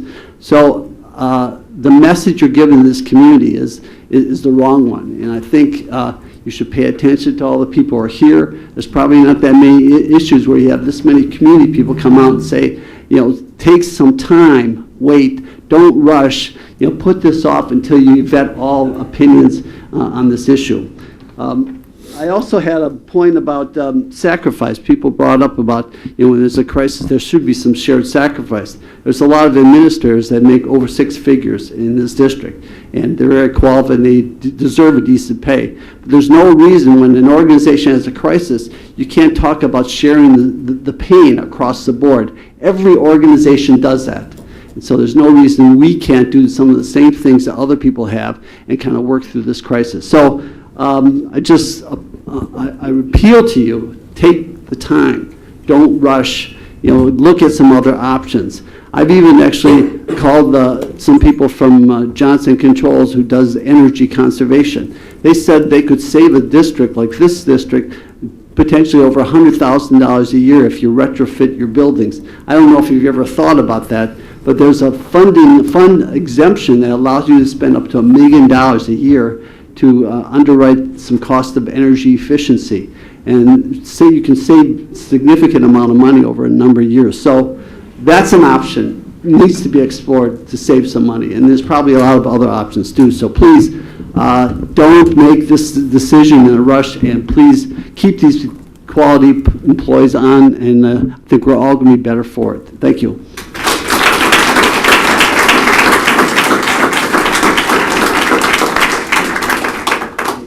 I'm Steve Domrath, head custodian at Underwood Elementary School, 2340 South 55th Street, West Dallas.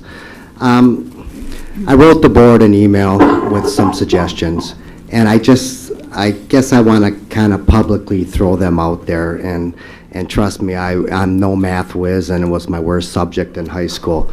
But just doing quick math, 70 employees taking a $4 an hour cut, maybe at the top, and a $3 an hour cut at the bottom, is $650,000. You almost got your money right there. You take a little bit of vacation time away, that saves the vacation time, also saves the overtime, because you don't have to fill in for those people. Willing to premium share on benefits, just like the teachers do. There are many options for us to keep our jobs and support our families. I would encourage you to take a look, and we're willing to help. We want to be part of the solution. And if we have to give back money, if we need to reduce our benefits and look at the 7 years of paid health for current employees at retirement, let's get rid of that. There's lots of things we can get rid of, and I think you're still going to retain a lot of quality people. People that don't agree with it, then that's their option to leave. They can go search for another job. But I just want to do my part for this solution, and I'm willing to give anything, within reason, obviously, to retain my job and to continue my service. I think it's a win for the board. I think it's a win for the Wauwatosa community, and it's a win for my family. Thank you.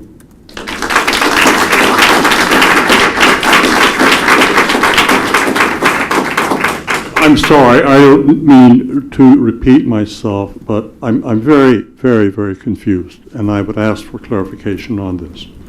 Number one... I'm sorry, you're Mr. Carter. Yeah, my name is Ross Dr. Carter. Right. Okay? Thank you. And I have a long list of academic credentials, which I will not bore you with, but they do establish a degree of legitimacy and academic factuality and authenticity to what it is that I would like to say.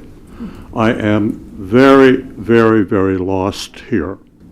I'm lost as to why we can be talking about laying off and putting out of work a group of vital people, but at the same time turning right around, Mr. Ertl, and planning to spend $300,000 on what I would regard as a very, very, very poorly chosen issue of evaluating teachers.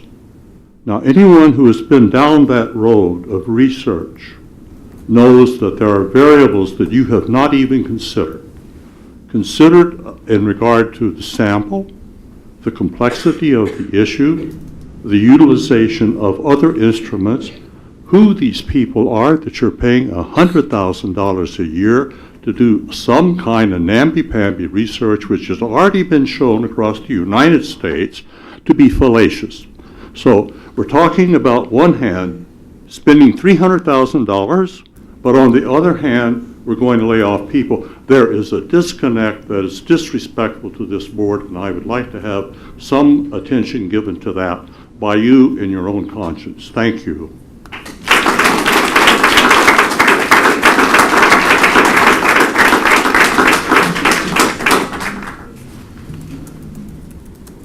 Good evening.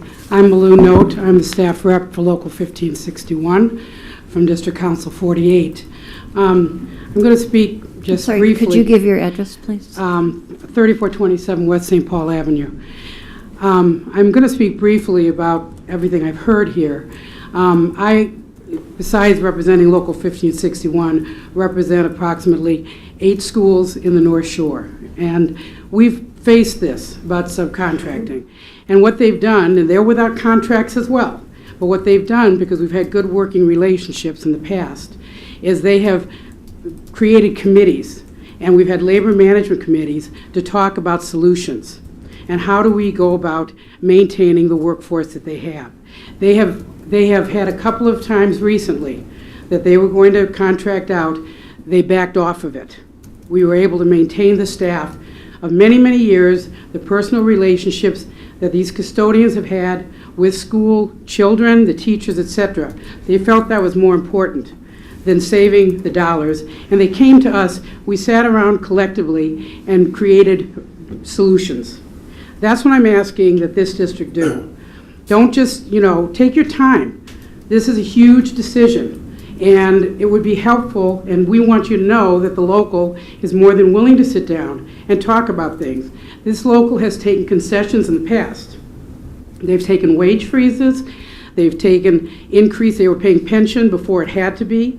They took higher deductibles for their health insurance. So through the years, they have made concessions, and that was working with the district. And my understanding is they always had a good working relationship with the district. This is a new local for me.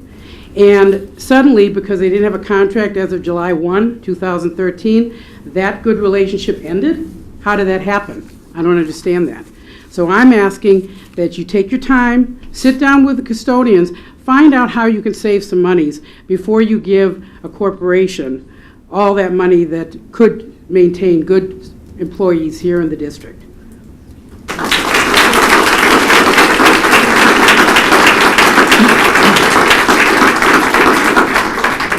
Good evening. My name is Michelle Wade, and I am a resident of, or I'm a product of Wauwatosa Schools, and I thank you for your time this evening.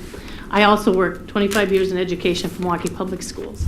And so I know as you sit here and you listen to us being kind and gentle with our words and our passion, at the end of the day, you're looking at a number. I know this because I sit there also.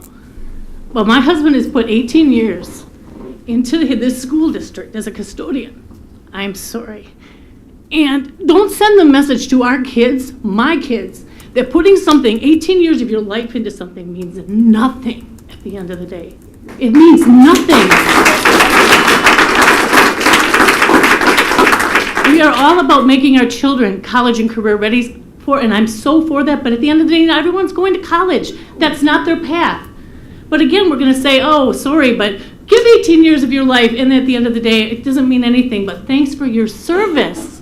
Please, we have students in schools that are looking. My son is sitting back here. Don't send that message to him. Be human about this. Thank you.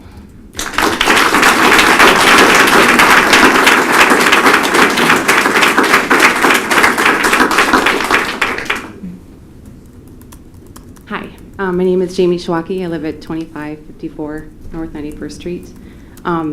I wasn't going to stand up because I get nervous, but I have to because I told my kids I was going tonight to say something about our friends, Mr. Kurt and Mr. Jim. They go to McKinley, and they're right back there. I don't even know where to start, but I've got 3 minutes. Okay. First of all, my kids, a couple of them have anxiety disorders. I know I've shared with you on my emails with the board members. And I don't know if you guys understand how important it is for that entire community to be comfortable for a child with anxiety and to feel safe and secure. When my son heard me first tell about the initial, when I first heard about this happening a couple weeks ago, he's like, Mom, what are you talking about? He's like, who's going to take care of us? And it's heartbreaking, you know, and I saw Kurt like hours before I found out about this in the hallway. I said, hey, friend, and I do a lot of parent volunteering in the school. He said, hey, you just called me Fred. You know, I laughed. I said, no, I said, friend, you're my friend. Get out of here, you know. And it just made me think, like, he's my friend, he's my kids' friend, he's our entire community's friend, and what an impact they have on our lives, but so importantly on my children, and that's why I'm here. You know, the other thing, they know my kids. They know Calvin and Parker and my crazy little Josie. But my oldest son said the other day, because we're big Blackhawks fans, he goes, if Mr. Jim is gone, who's going to tell me I can stay up late to watch the game? You know, like, this is the kind of relationship they have with the children in their schools, and the kind of commitment that they give, the personal commitment that they give. I can't say enough about it. And as a mom who volunteers often at McKinley, I can't tell you how many times I've called on either one of them to help me out with the secret holiday workshop when, you know, something's leaking and I don't know where the cords are and I'm lost and it's, you know, it's after school hours and they've always been there for me every single time. So I please urge you to reconsider voting tonight. I think there's a lot of things on the table that we can still discuss and try to come up with an alternative plan. Thank you.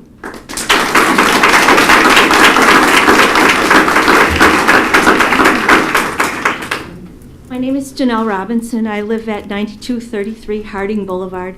I also work for the district.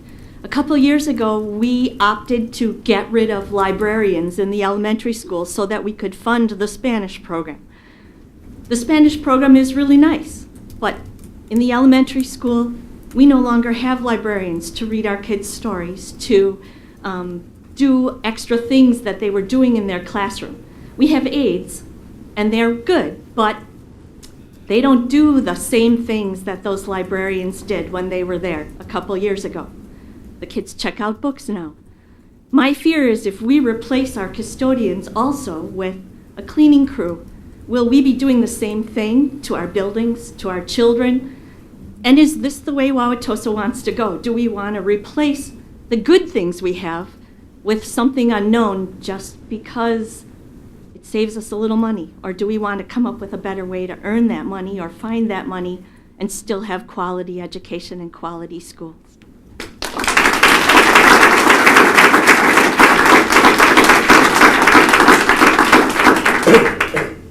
Hi there, my name is Deb Cruz. I live at 1903 North 84th Street. I'm a mom, I'm a resident, and I'm a business owner in Wauwatosa. So I want to bring up a couple of things, money and safety. So I'm not that great of math, but what I'm figuring is we're shifting money. I don't know how you're doing it, where we're saying we're huge savings or anything, but I keep adding up the numbers, and I'm looking at average $19 an hour. Even if we did it less, how are we saving a huge amount of money? That goes into my second part about safety, because in the long run, if you look at safety, somebody was talking about a bank. My husband's a banker, and he works at a large bank, and they have security systems, and they're expensive. They're expensive to import, to put in, they're expensive to monitor. And in a few years, that's what we're gonna have to do, because we don't know who we're employing, okay? It's a big thing to consider, safety. I mean, look at the long run, what we're gonna spend on it besides what we're doing right now. Not right now, but look in the long run. Do your homework, do what we ask our children to do. Please, think about it.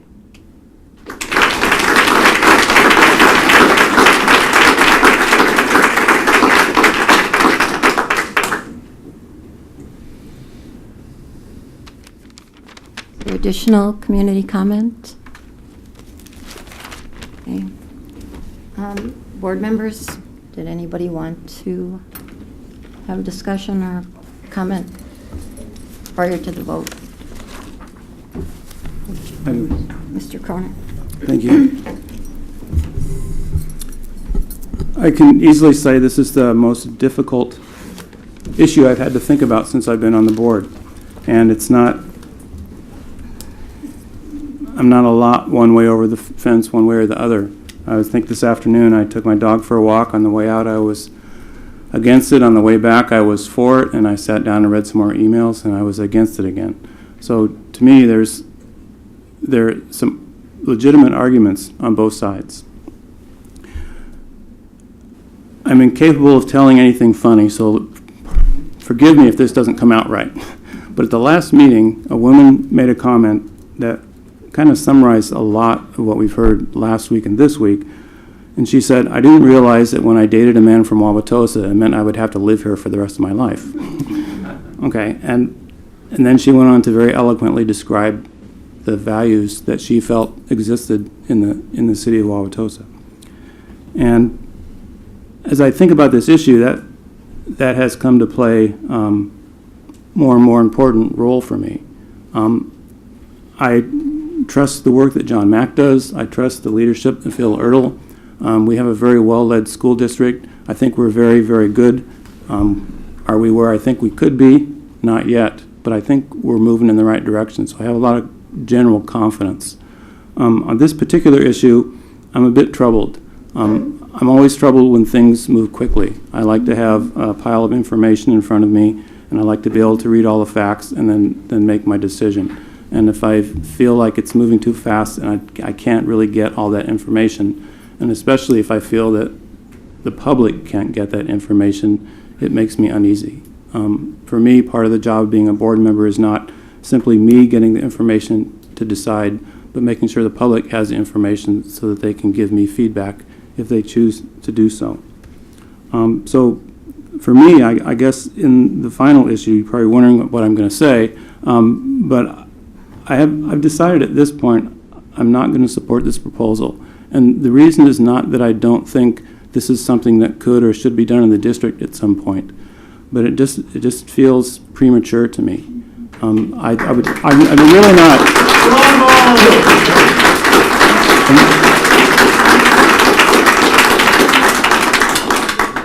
And I'm really not saying this for applause lines or anything, so I would appreciate it if you just, well, I can't say that. So to me, the way to approach this, especially since I don't have a really good sense of that there is a financial crisis Okay, we're certainly facing budget trajectories that are challenging, but I don't feel an immediate crisis for me personally. It would seem to make more sense to especially since they've been volunteered, to take and negotiate or ask for concessions and see what we can do with the savings there. Think about this issue and study it maybe for another year or so, and if the economic conditions require it, then maybe go down this path. So as I can say, I could almost go either way in this issue, but at this moment, I'm just not quite ready to do so, so I'm just not going to support it tonight, but I could in the future if conditions changed. Thank you.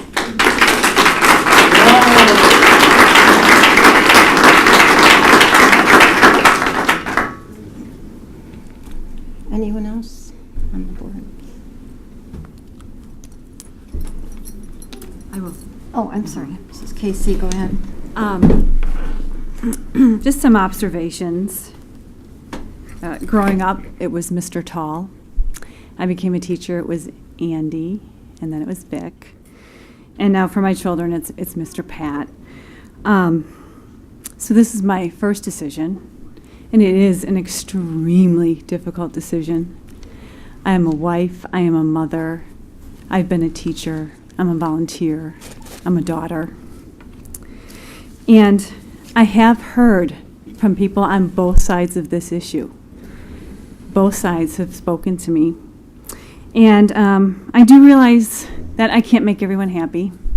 I have 3 children. I learned that about 13 years ago, that I can't make everyone happy. What I have learned in this process is that I do believe that the teachers, the administrators, this board, our community, and especially our custodians do have the best interest at their heart for this district, which is our students. I honestly believe that. And I know that, you know, I'm honored that I am here, and I'm pleased that through this process it has been respectful, and I'm proud to live amongst very compassionate and caring people. So that's it for right now.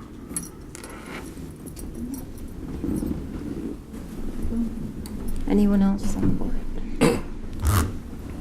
Any other questions from board members? I do, for Mr. Mack. Would you consider this, would you label this a savings or a reallocation of funds? Oh, you can't hear me. Would you consider this a savings or a reallocation? Is it? Actually, what I view it as is addressing the structural deficit. I think that's clear. It's not manufactured, as I heard a comment. It's there. I mean, it's addressing that. That's what I'd say it is. Okay, that's the clarification I needed. Thank you.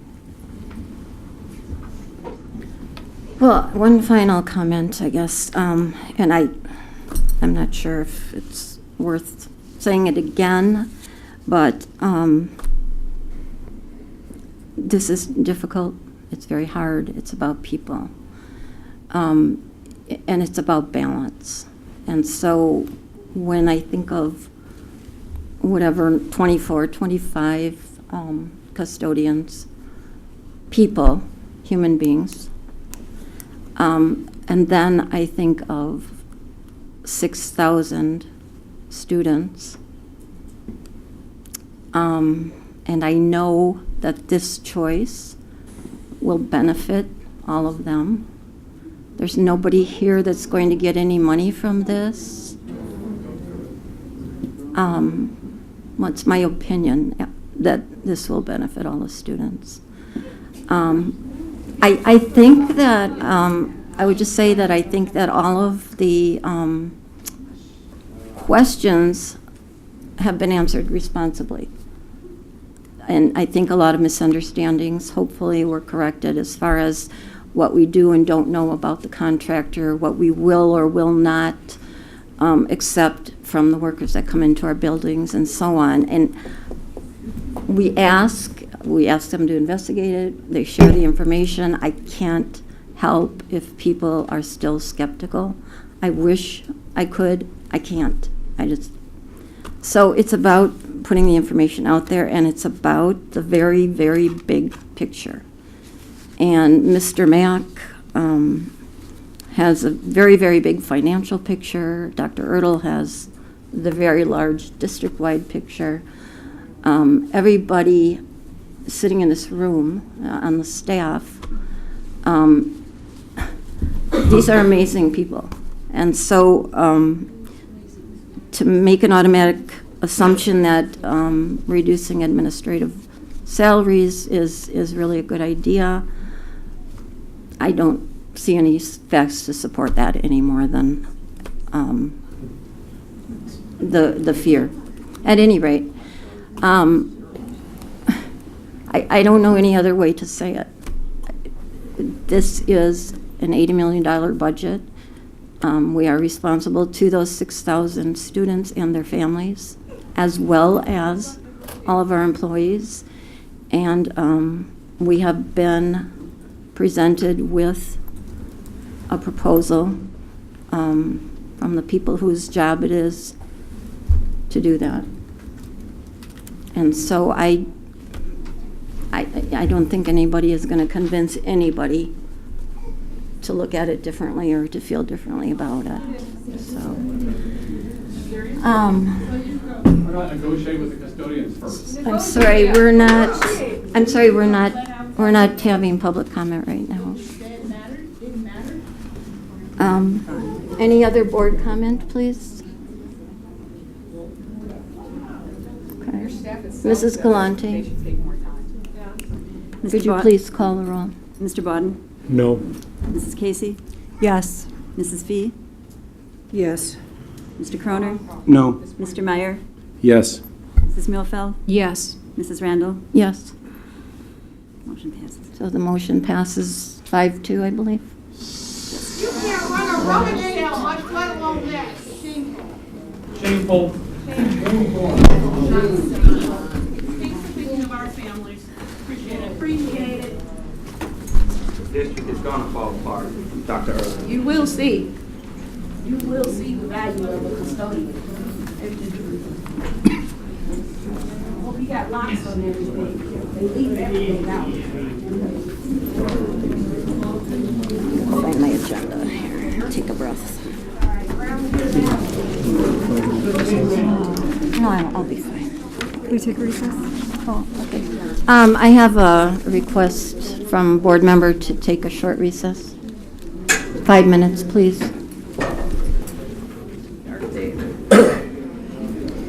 Your time's coming, Melissa. There we go, just lost my support. Yeah. Your time is coming. Who said that? That lady right there. Just said that to her. Which lady? The one in the black. The one that The one referred that's to in- her in her public comments? Oh, I don't know.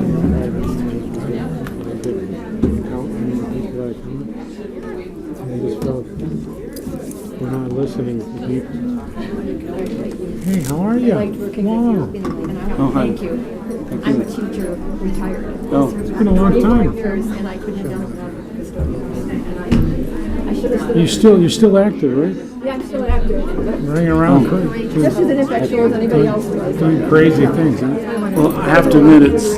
Your personality. I always remember your personality. I know, Well, I've started I to- didn't want to just do it for me. Using the word social justice, using the word Yeah. like, I just use that often. And throwing that into the mix really caused my mind to think about this in different ways. And I looked up today, family $410 an hour still qualifies for food stamps. So Anyway, I'm glad you're part of on. my thinking It was so Welcome to happy the- vote for you. When I saw your name still on it. Thank you very much. But, the other thing I think about, social justice is on both sides of the issue. Because you could almost say we have a responsibility to educate children to the best of our ability. And we have struggling kids in the district, for example. We need to give them the resources to do that as well. And that's a social justice issue. And so that's where I was kind of balance kept going both ways for me.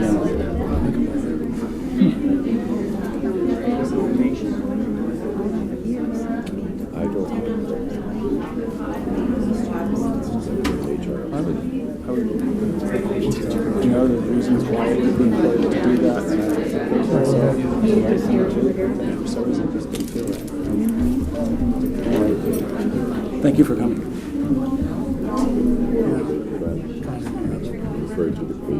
I don't know what should be.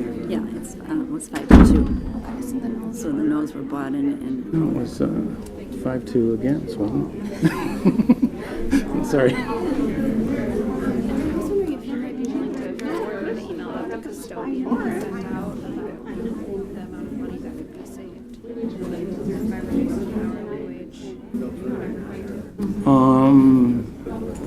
Yes. I have to ask about that. I don't know if I'm supposed to forward those out or not. Well, that's true. Okay, that's right. Okay. So you wouldn't be willing to just email it? I'll send it to Connie, and then she can send it to you. If that's all right. I'll leave you my card. Either way. You can. Either way, you'll get it. Okay, thank you. Just sign your name. Just no middle initial, I don't have to worry about that. No. Do you remember which one you filed for? I think you didn't use it middle initial, correct? Okay. No. Well, I don't know, I did one. and then I didn't. I'm going to. I don't know, for the check signer, you sign different. Yeah. You usually don't use it. No, right? I don't. Then don't sign these contracts because you'll get it. It was a waste of time.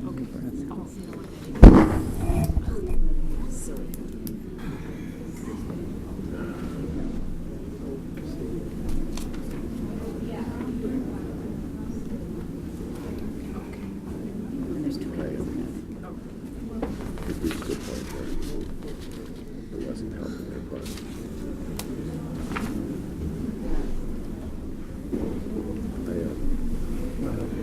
I actually am rather socially liberal on these matters.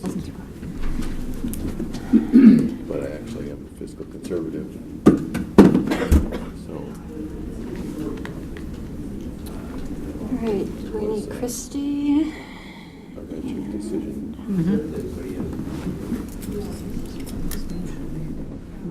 Brian.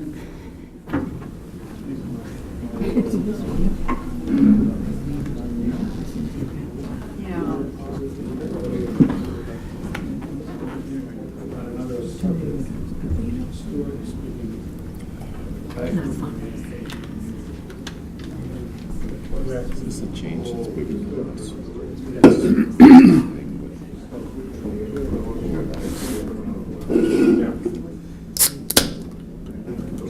You know, polarization of wealth and probably, you know, outsourced. Yeah, I want to get involved. There may be more contractors than claims. Can I get them these stories? You don't give a sign. So, Melissa's going to get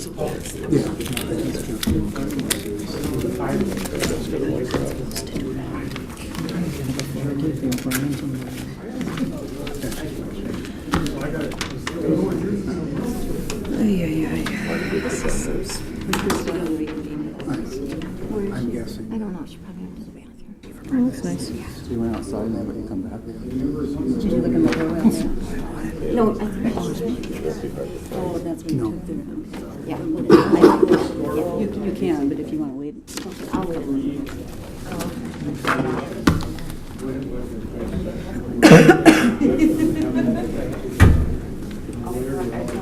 That was, yeah.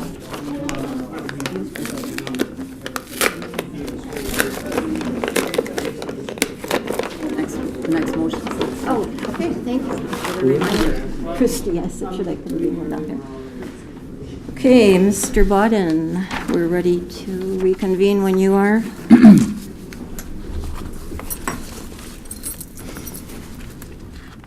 Okay, the next action item is under Superintendent, and Mrs. Casey, please.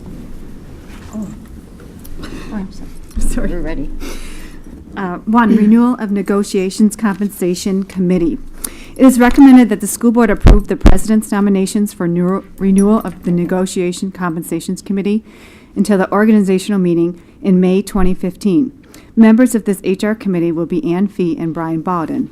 The scope of the committee charter is for consideration of any matters referred to the committee by board president at the request of the superintendent related to human service resources, compensation, and bargaining. The committee shall assist the superintendent and represent the full board in bargaining. The committee shall report to the full board as it is deemed appropriate with information and recommendations. Number 2, reappoint board liaisons of school safety committee. It is recommended that the school board approve the president's nomination to reappoint the board liaisons of school safety committee until the organizational meeting in May 2015. Board members Sharon Mufield and Mary Jo Randall are nominated to represent the board at community meetings to promote dialogue regarding school safety concerns. And number 3, Wauwatosa Chamber of Commerce appointment. It is recommended that the school board approve the appointment of board member Phil Croner to represent the school district as an ex officio Wauwatosa Chamber of Commerce board member. And I so move. Second. Thank you. Board question or discussion? Okay. Is there community comment on this action? Seeing none, could we have a roll call, please? Mr. Bawden? Yes. Mrs. Casey? Yes. Mrs. Fee? Yes. Mr. Croner? Yes. Mr. Meyer? Yes. Mrs. Milfeld? Yes. Mrs. Randall? Yes. We will move on to reports, beginning with student learning and social studies resources. Director of Student Learning, Beth Ehrenberger, will present a proposal for the social studies resources.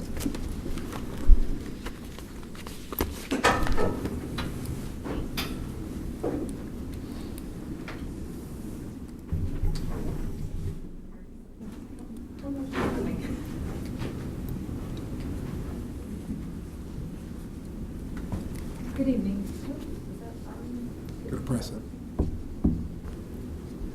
Good evening. I have with me tonight for the social studies presentation Mary Johnston and Nicole Vetrano. They are the secondary social studies content team leaders.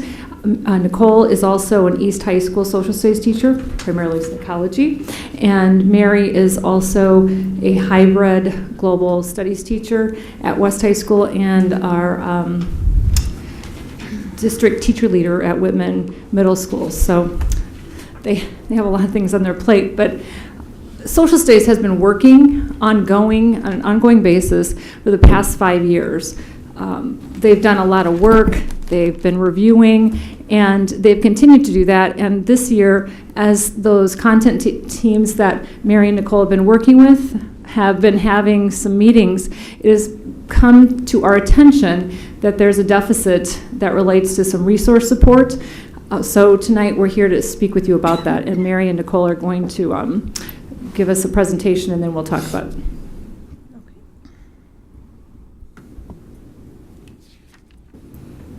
Okay, so our proposal is looking at adopting the Teachers Curriculum Institute Geography Alive program for 6th grade and 10th grade, the Government Alive for grade 11, American Public Policy, and History Alive for the ancient world, which is for grade 7. So we're looking at those grade levels. Sorry. Oh, you're okay. Not very good. So looking at kind of the process that we've been going through the last several years, especially as we're moving towards standards-based grading, and looking at trying to figure out exactly what are the skills that we are teaching and that we need to be teaching in social studies. And so these are some of the different areas that we've looked at. Obviously the Common Core and looking at reading in the content, thinking and reading like a historian, the National Geography Standards, the National Social Studies Standards, which is also known as the 3C framework, the Canadian Big Six, Global Competence Standards. One of the things that we found as we were looking through all these resources is that for social studies, our areas is just so vast. We're covering history, we're covering geography, we're covering government, we're covering psychology, we're covering social problems, contemporary world issues, that we really span and we kind of have this unique area. And so we've had to, look at a lot of different resources to kind of pull together and figure out exactly what it is that we want to be teaching in our classrooms. We also worked with Doug Buell over the last few years, who's a social studies expert, focusing on reading in the social studies. And Kristen McDaniels, we met with her as well. And she talked as well about the importance of social studies, what makes social studies essential in our schools. She talked as well about the C3 framework. And then we also met with Jennifer Fontanini, who talked about AP vertical teams and preparing all students for AP coursework in the social studies area. And, oh, yeah. And I guess what I wanted to add in, I have copies of those resources. And although our subject area is very wide, within the discipline of social studies, what's emerging now is that we've been a discipline that's been very content focused and very memorization focused. And what's emerging is this idea that the reason people are attracted to history and what makes history or social studies important is an approach, is a way of thinking, is a mindset. So I can pass these around, and if you have any chance to look at them, and I know that you may not have a particular large amount of time to look at them, you're going to see that they start to talk about this application of thinking and this application of the concepts to history. And so I think when Nicole, in a second, starts talking to you about what we've done with the benchmark, it very much feeds into that. So we are really wide-ranging, but there's this narrowing of understanding of what makes social studies and history a really important field. And I'm going to just pass these around for you while Nicole talks a little bit about our benchmarks. Okay. Can we actually move one more and then we'll come back to that one? Is that okay?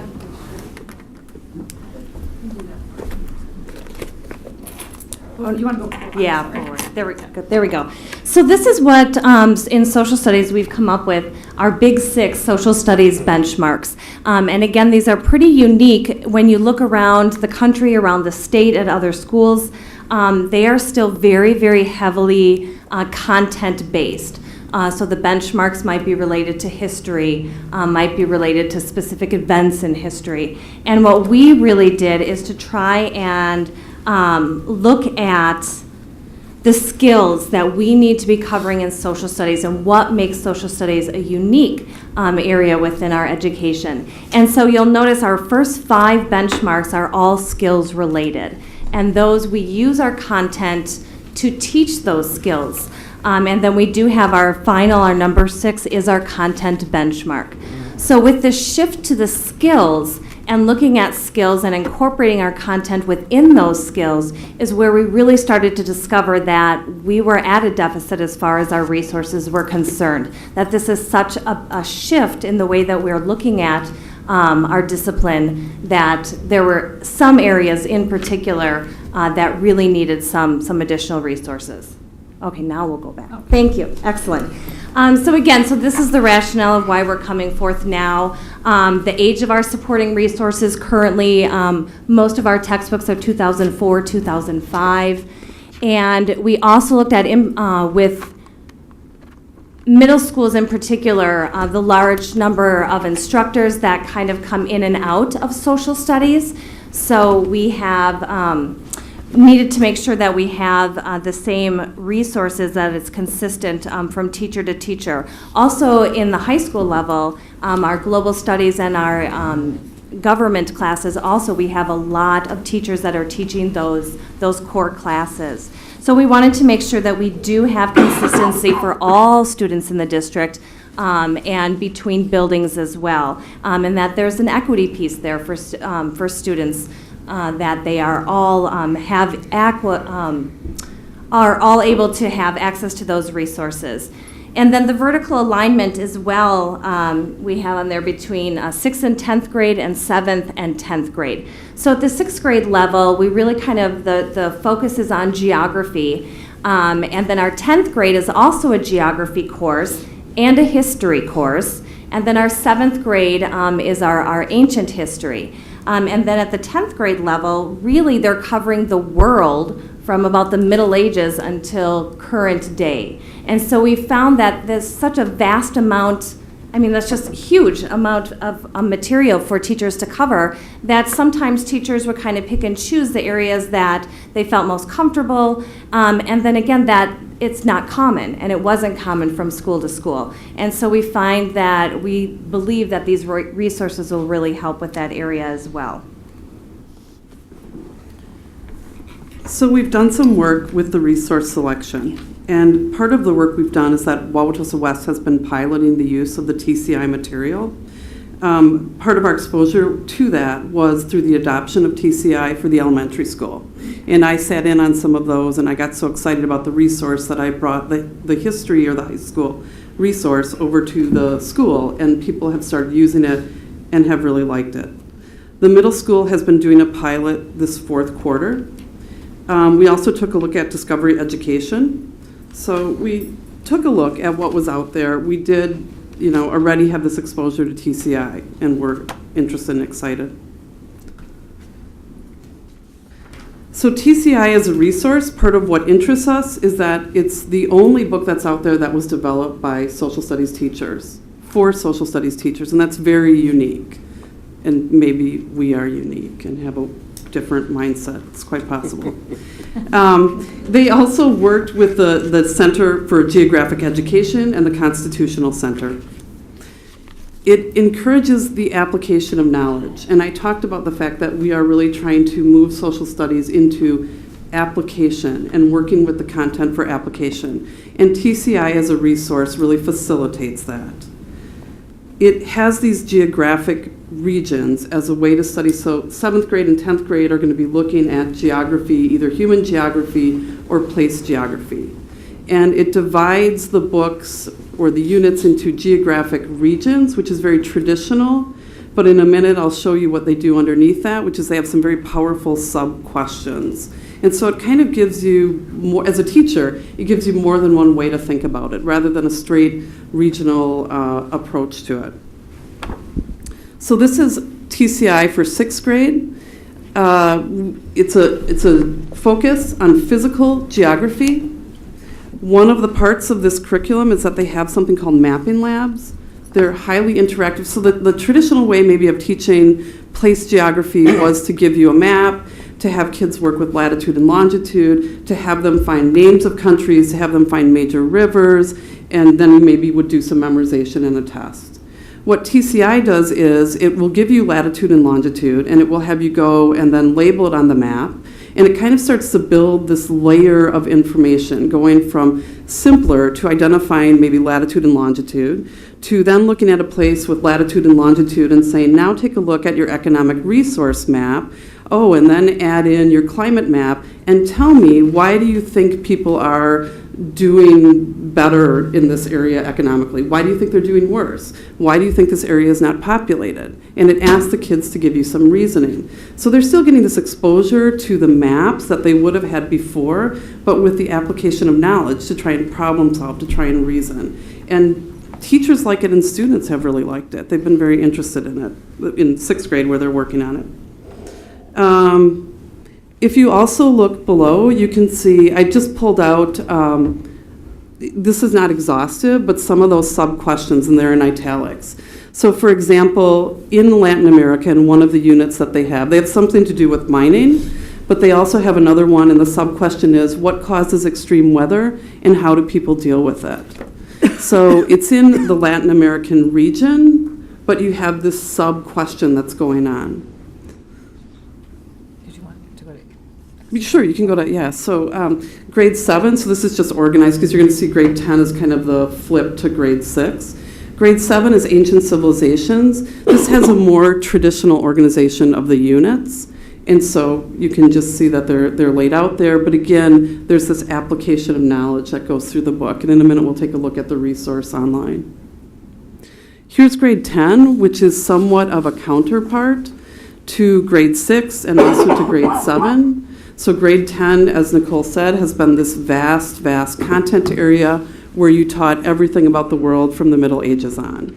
And since history teachers love to discuss and to fight and disagree, we could never come to an agreement about what exactly should we all be teaching, because one year it might be one thing, one year it might be another thing. So this gives us a commonality, and the focus is more on human geography. And then history will be woven in, but the textbook itself supports human geography. So for example, in Latin America, A sub-question is how should the resources of the rainforest be used and preserved? In Europe and Russia, what factors contribute to the success or failure of new nation states? I mean, a particularly powerful question as we look at what's going on today in the world with Russia and the Crimea. In grade 11, this is the American government from TCI, you have a more traditional layout of the textbook chapters. So that you would see that in other textbooks. But again, the way they approach it within it is different. And I think some of the next ones show you that. You can go to, yeah, sure, Geography Live, any of them actually. Any will work.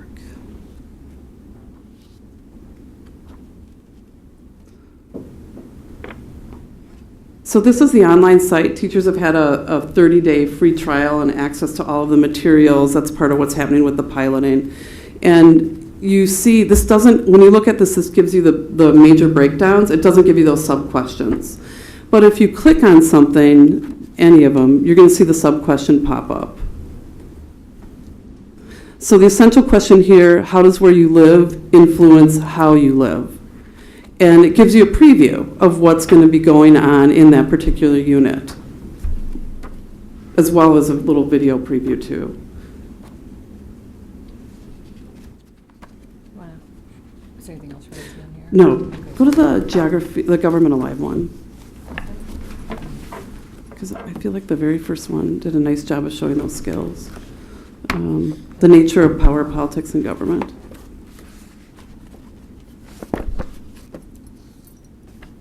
So the essential question is, why should you care about power, politics, and government in this introductory course to government? And then in an experiential exercise, students participate in a trading game to explore how people gain and exercise power.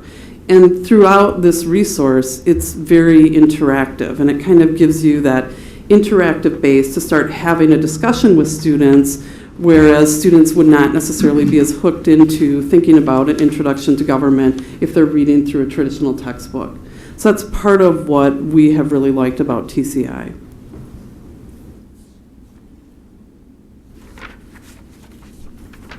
So there's a number of districts that have adopted TCI, and you can see the list there. And now I'm giving it to Beth for the money. So we have some proposed costs. We actually started looking at this really strongly for 6th grade, and in doing so, it kind of, then we moved on to look at alignment and articulation. So then it came to looking at 10th grade, and then 7th grade teachers asked to look at the resource for their ancient civilization, because again, the resources they have are either missing or are aged resources. So when we went back to look at, this would be for about 1,500 students in grades 6, 7, 10, and 11. And so the cost would be around $153,000. Those are probably pretty accurate quotes. The other thing that comes along with this is that it is digital. We could get hard copy text, but it's a digital resource, which means that there's always a concern about, do we have enough Chrome carts and access during the school day? One thing that I do want to point out is that not every student has to have a Chromebook in their hand in order to be able to experience this resource during the school day.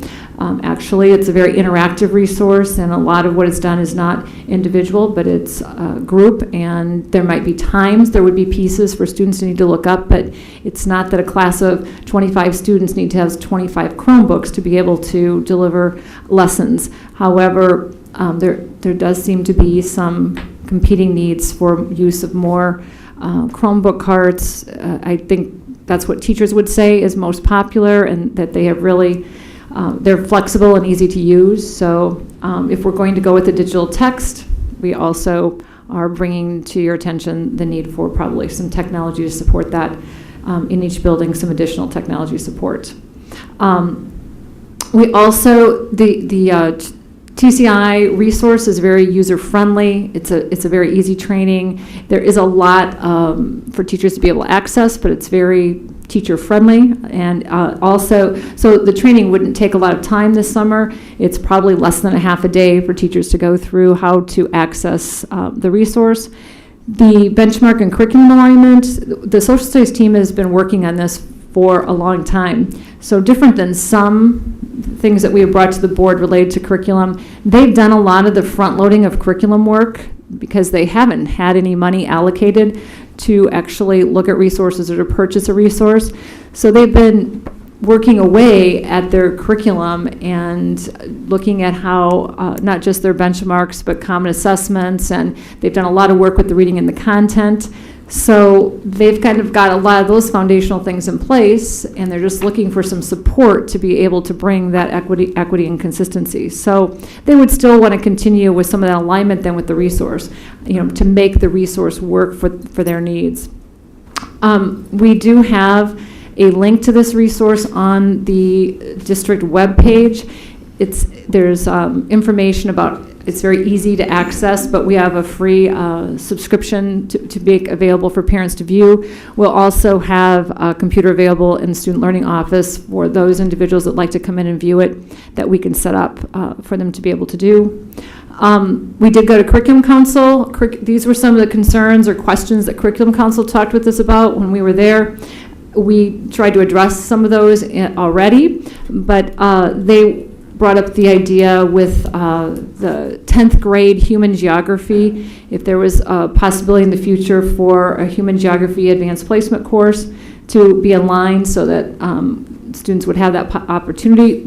Social Studies has actually looked at that. We've had, I think Mary went to a conference on advanced placement human geography a year ago, or so we've looked at that. That's all been part of some of the exploration we've done. They had some concerns about not having any hard copies of textbooks available. I did talk to the company about the possibility of having some copies for those students, even in some cases, students that might actually still have some learning needs, that the hard copy may be useful, and they'll give us some, not of any great amount, but yes, we can have some hard copies. The U.S. History Grade 8, we have not addressed a resource need there, and probably Mary can talk to that a little bit, but U.S. History has a lot more available resources than some of the other courses that we're looking at today. The license is 6 years. We talked about accommodations for diverse learners. This particular resource does have audio text. It uses multiple intelligences. It uses music, kinesthetic intelligences, lots of different. It's engaging. It's not meant to be a sit and get kind of resource, and it does link to our elementary. And they asked us to look at what other districts were using the resource as well. So that's why we included that. So that concludes our presentation on our social studies resource needs at the secondary level. I can't say that this is all-inclusive, because this is just some of the more urgent needs that have come up through the social studies work that we've been doing, that we seem to have some things that we felt like we needed to address sooner rather than later. Thank you. Board members? Mrs. Fee? Thank you. I just have a couple of questions. You mentioned 8th grade, but there's no mention made of 9th grade. It's the continuation of obviously I don't need to tell you what it is, but the continuation of U.S. history. Are you looking at the 8th and 9th as a package at some point in the future, or how are you dealing with that? Mary? Well, part of the answer to that is there is so much that's been put out for U.S. history, for 8th and 9th grade U.S. history. And particularly as our discipline with the Common Core kind of wheels to considering literacy and primary source work, there is so much out there that even in talking to the teachers, they would be the one group of teachers who is like, yeah, I could get a new textbook, but I'm not sure that I need it right now because I have so much stuff that I can access online. It's just we're remarkably productive as historians, if you will, in U.S. history, and less so in the other fields of social studies. All right. So they have a lot of resources available. Okay. And one of the good things that has been that recently Mary and Nicole have done a lot of work, but they have brought the 8th and the 9th grade teachers together, and that there's a great need to be able to do that, because they haven't had a lot of opportunity to learn about what each other's teaching and how they support that resource. So part of the work there has to do with that kind of articulation between the middle school and the high school course. And so maybe we'll see something different after we continue with that, but as of now, they seem resource rich, but they're relatively free things.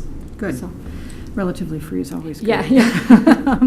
Then, this is all online, and you talk about using Chromebooks. Would students be able to use their own devices and use it at home, or is this something that they can only use in the building? No, they'd be able to use it on their own device and at home. Okay. I think that's it for now. I will take a look at it online. If I have questions, who should I direct them to after looking at it online? You can direct them to me, and I will certainly consult with Mary and Nicole about how, what answers, to try to provide you information. Thank you. Mrs. Muehlfeld? Thank you. Well, certainly we've needed to upgrade for quite some time. Thank you for looking into this. One question I have is the training for teachers over the summer. How does that look? I'm just not familiar with, this kind of training, especially for this content area. Well, first of all, this summer we have, at the secondary level, we have a day and a half from winter makeup that we are putting out staff development opportunities. So included in that day and a half is going to be the TCI training, some opportunities for that. We've talked with TCI. They say they can be very flexible, so we'll try to get them for at least a couple different times throughout the summer for teachers to be able to come. We'll offer as early training as possible, just so they can have the summer to be able to play with the resource and to get familiar with it. It's a very teacher-friendly resource, and I think probably one of the smoothest implementations we've had at the elementary level was with TCI, and it's because it's just so very well developed and well designed for teachers. So it's very user-friendly. It's kind of intuitive. So the training, just so I understand, it's a couple of days spaced out for different groups to come in and get the resources, The training itself is probably not more than a half a day. Okay. But we'll offer it several different times so that teachers have choice as to when they can, when it works for them. Okay. So we'll offer it more than once. Right, so I think that's just that just must happen because we're trying to get everyone on the same page as, came out clear in your proposal this evening. So, thank you very much. Mrs. Casey? Thanks for the report and having the vision to see the need for this. I have a degree in history, so I'm pretty excited about this. And we adopted this our first year in the charter school at WSTEM. And I had the opportunity to, see that being implemented. And it was just a really smooth transition with the teachers. They loved teaching it. They were so excited about it. I particularly remember being involved in the lesson that taught I think it was third grade at the time, about assembly lines. And that was a really, really fun lesson. I appreciate the vertical consistency that this will, offer the students as they progress through the district. And I also, when I was looking through the materials, I can't even tell you how many times I saw the word how and why, and just giving students that opportunity, to stretch, their thinking, and really, I like the language of, learning to think like a historian. And actually, this is kind of reminiscent of the new science adoption that we did 2 years ago, just kind of the feel for it and what they're asking the kids to do. So I think it will be a very natural progression for the students. So I'm very excited about this. Thank you. Mr. Bodden? A few questions. How does this program compare in cost to other ones that you've looked at? Well, Discovery Education was the other large contender, and primarily because of its digital capabilities. Other companies, the a textbook is somewhere probably around $70 to $100, whether it's hard copy or digital. Discovery Ed was a little less expensive because we already have a contract with them for Discovery streaming. So we would probably, I would say it might have been $20 different per student, but the resource did not have the teachers would have to work a lot with the resource to be able to align it and use it to support their curriculum. But yeah, there was a considerable cost difference between Discovery Ed and TCI probably. But TCI is also, this is the only product they sell, so they are very competitive with other like companies. So whether, I don't want to mention other companies as being more expensive, but other traditional textbook companies, they're probably on the lower end rather than the higher end. So they're $70 probably a textbook versus some that are closer to like $100. So I would put them in the middle somewhere. Okay. Second, I think, Mary, you might have mentioned this, the comment, need for some commonality between the different grade levels. Mm-hmm. What prevents, within this system, the quote, Lone Ranger type teacher that wants to do, if that's the right term, but that wants to do their own thing, and they progress from 7th to 10th, and you get them at the 10th, and you talked about this type of curriculum maybe addressing this issue that has been an issue in the past, where teachers would do their favorite unit as opposed to sticking with a path. Well, I don't think any resource can necessarily be the thing that addresses that unit. I think the resource starts a dialogue amongst the teachers who are teaching it. I think that dialogue carries over into what you're doing with your professional learning community. I think when you start to plan your assessments and you're utilizing stuff that your students would have learned through that resource, that starts to bring people into a commonality. But, if there is somebody who's just like, I don't care, I just think it would show up. If you aren't doing anything else that anybody else is doing, and you give the common assessment, and your kids do poorly, then part of the job of what you do in your professional learning community is you take a look at that and you say, oh, well, your guys did really well. What did you do? Your guys struggled. Let's see what was happening. So all of that is kind of moving to bring people into more commonality. So this resource will help further the dialogue of commonality without guaranteeing, just because it's the resource, that commonality. I also think that because the age of the resources we have now, that teachers are out there looking for things on their own, and then it's easier to get attracted to those things that you might have as your own personal interests. So part of it too is providing them with something that is flexible and easy for them to use, that has expectations, especially with the articulation. 6th grade and 10th grade have never really talked before about what happens in 6th grade geography and how is that different than what's in 10th grade geography. And so that wasn't easy because there's territory around who wants to teach what, and they both gave on both ends. So they came to some agreement, even just with around this resource, they came to agreement saying, okay, in 6th grade, physical geography can be the emphasis. We'll take the human geography emphasis in 10th grade, but that doesn't mean they won't do any physical geography, but where they put their emphasis will be different. So it forced some of those kind of conversations too, to come to agreement about what we should be teaching, which I think is helpful to that question. And one follow-up, just because you mentioned it, and Mrs. Casey might have referred to it also, the idea of assessing our students. Mary, you mentioned this. In the previous years, it's been very much content-driven. And now we want the kids to deal with more of an open approach, mindset, having them think through the process.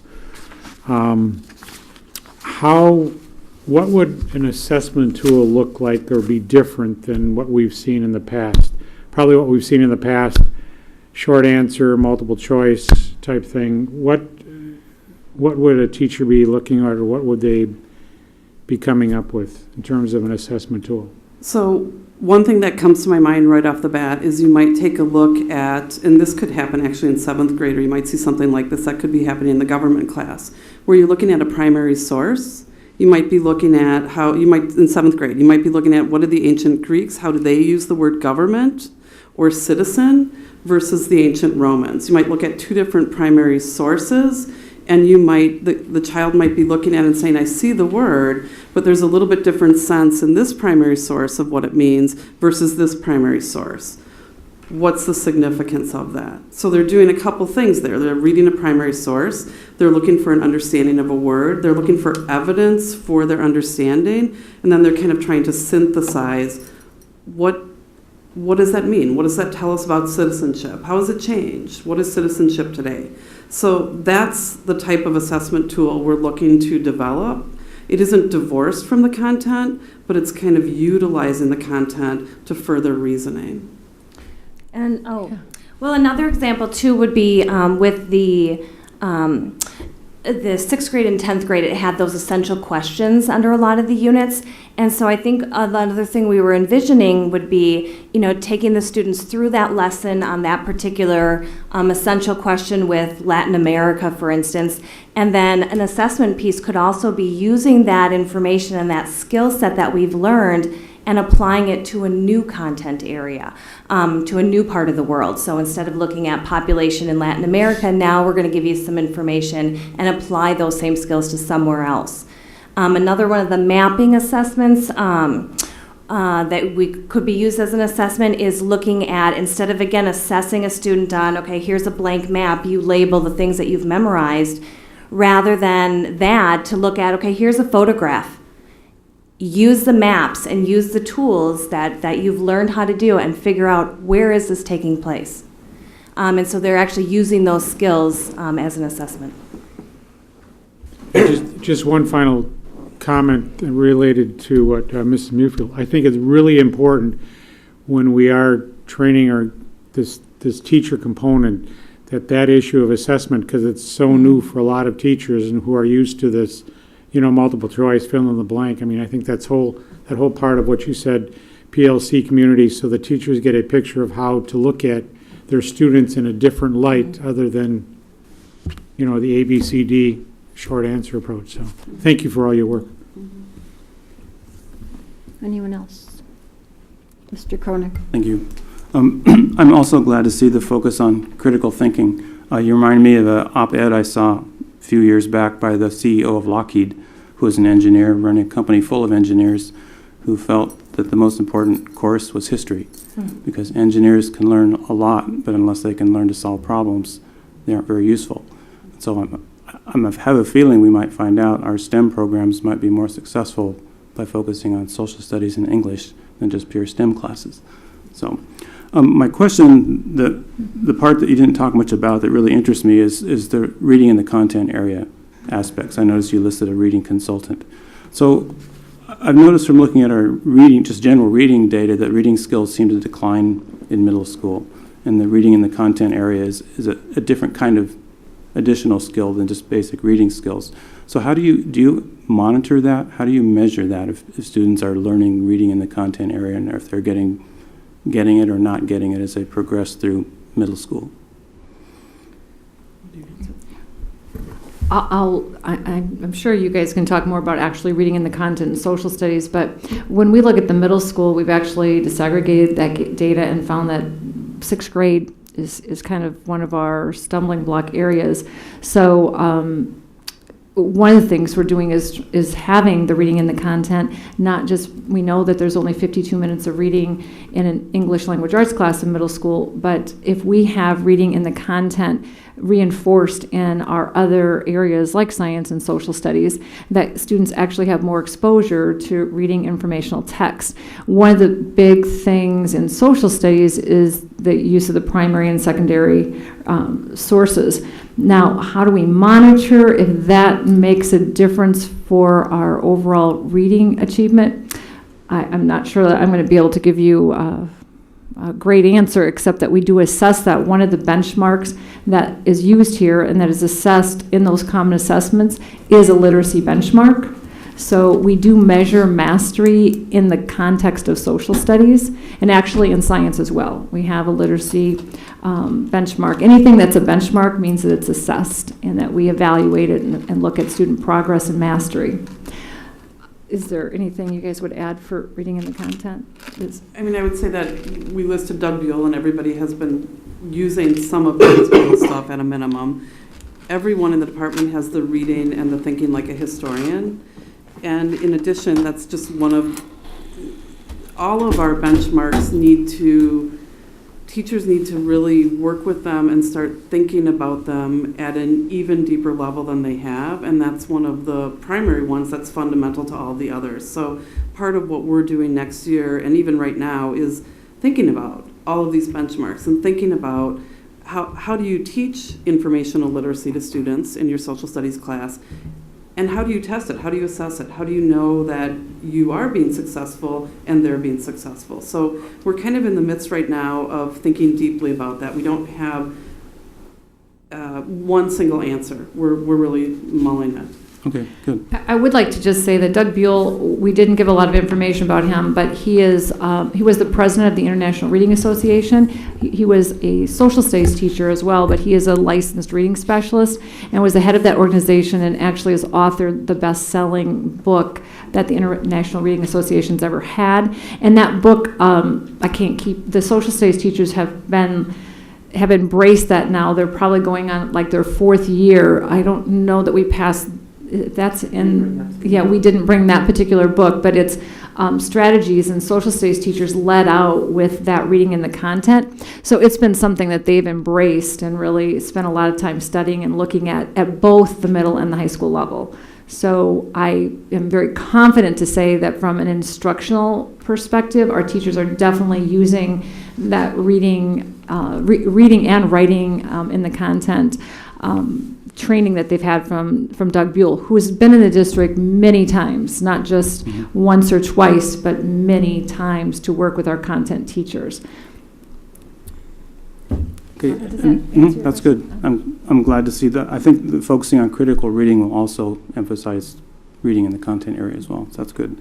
My only other question is more of a general question. As we focus on more and more on online books, do we have an idea in general how many students don't have access to online learning at home? I mean, is that a problem? Well, yeah. Well, I can speak for, I know I teach advanced placement psychology, and my students have had an online textbook. I think this is the 4th year. And it's not, every year the number of students is lower that don't have access. And I think with this resource as well, we are including some hard copy textbooks. And so I know for my students in psychology, if they need a hard copy textbook, we do have enough, and it's maybe 10 students that take one. And some of those, they'll take it because they wanted to read on break at work. Things like that, which I don't think we'll see that with our 6th grade students. But it's much lower. But I think having at least some of those hard copy books on hand for teachers to be able to check out to students if need be is what'll help with any problems. I know years ago they used to keep copies of books at the library. Do we do that anymore, or is that too old-fashioned? Yeah. It became very expensive. Because textbooks are expensive, and it just became a very expensive endeavor, so that's been more difficult. But when things are online, certainly they have access at the library if they have a computer. Mr. Price can give you some feedback on surveys he's done in the community, like with our families, and I do know that we could say most families have access to a resource. However, we've talked about having hot spots that you can check out and take home for a student that maybe want to check out a Chromebook and have that experience, even if they don't have one, to at least have the possibility of them being able to check something out like that and take it home and be able to experience it, especially if there was something major where it would be nice for them to have that access. So he's looked at some ways to meet that kind of need too in a unique way. Okay, thank you. Anyone else? Oh, Mr. Meyer, sorry. 10 years ago, I would have highly promoted content over critical thinking, because ancient Asian civilization is ancient Asian civilization. And however, so much of being a good citizen these days is the ability to think critically, because I'm sad to say most of what is in the mass media that's presented as fact is most often propaganda promoting an ideology. And I think as a country, as a community, we will be much better off with turning out students who know how to think critically about what they're hearing and to go and find those primary sources. You know, of course, it's so quick and easy to pop up a website to think you can find out what's happening when, you know, it wasn't so much possible not too long ago that, you know, to stumble into something that was propaganda. You know, the journalism profession is in great decline for various reasons, and you know, there are not a lot of reliable sources anymore for people to make their decisions about what they think about the world and about other peoples, other continents. And so I have to concede that your increasing emphasis on critical thinking is most important. Thank you. And I'll just emphasize that content still matters. It's just that we're teaching it instead of just recall and reproduce it for us, that we want you to be able to think around it, and you still have exposure. And recall and reproduction, to get it into long-term memory, is really about repeated exposure. So you have the repeated exposure, it's just that in thinking about it instead of just repetition or some lower, less cognitive, requirement. So it matters, but it matters in how you think about it, and you can still learn content. So we've just clarified that for anyone that might misunderstand that content still matters and it's important, but the approach that we take to get it into that long-term memory is to make connections with it and with patterns and cause and effect and things like that.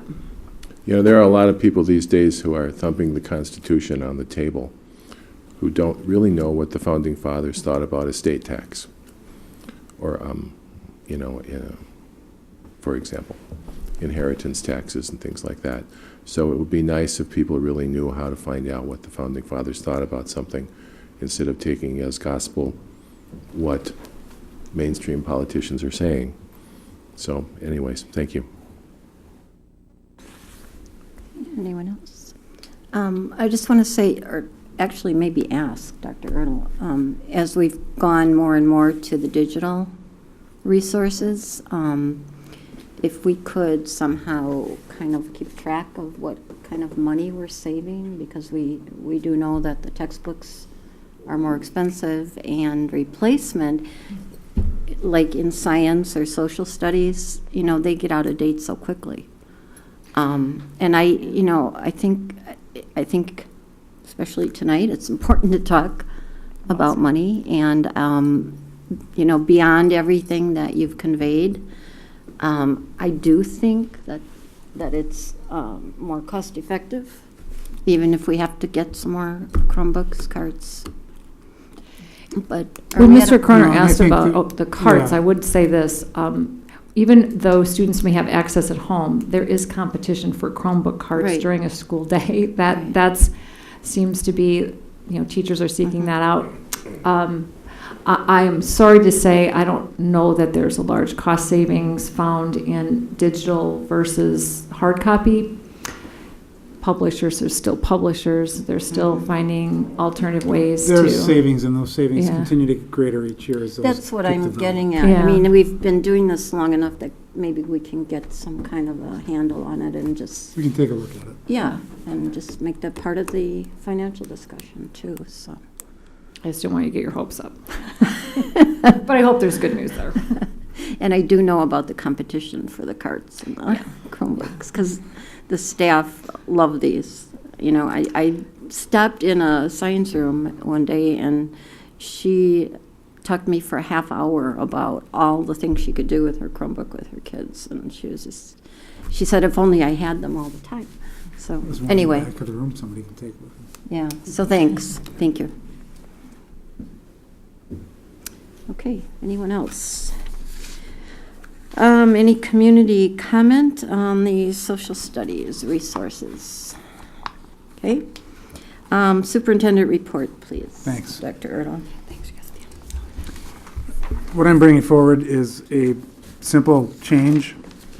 And I tried to incorporate a change for where it says limited Sunday use. It's under D. There shall be limited Sunday use. Talking about The school policy. Policy 7510, use of district facilities with regard to Sunday use. Okay, sorry, I should have probably said that for you.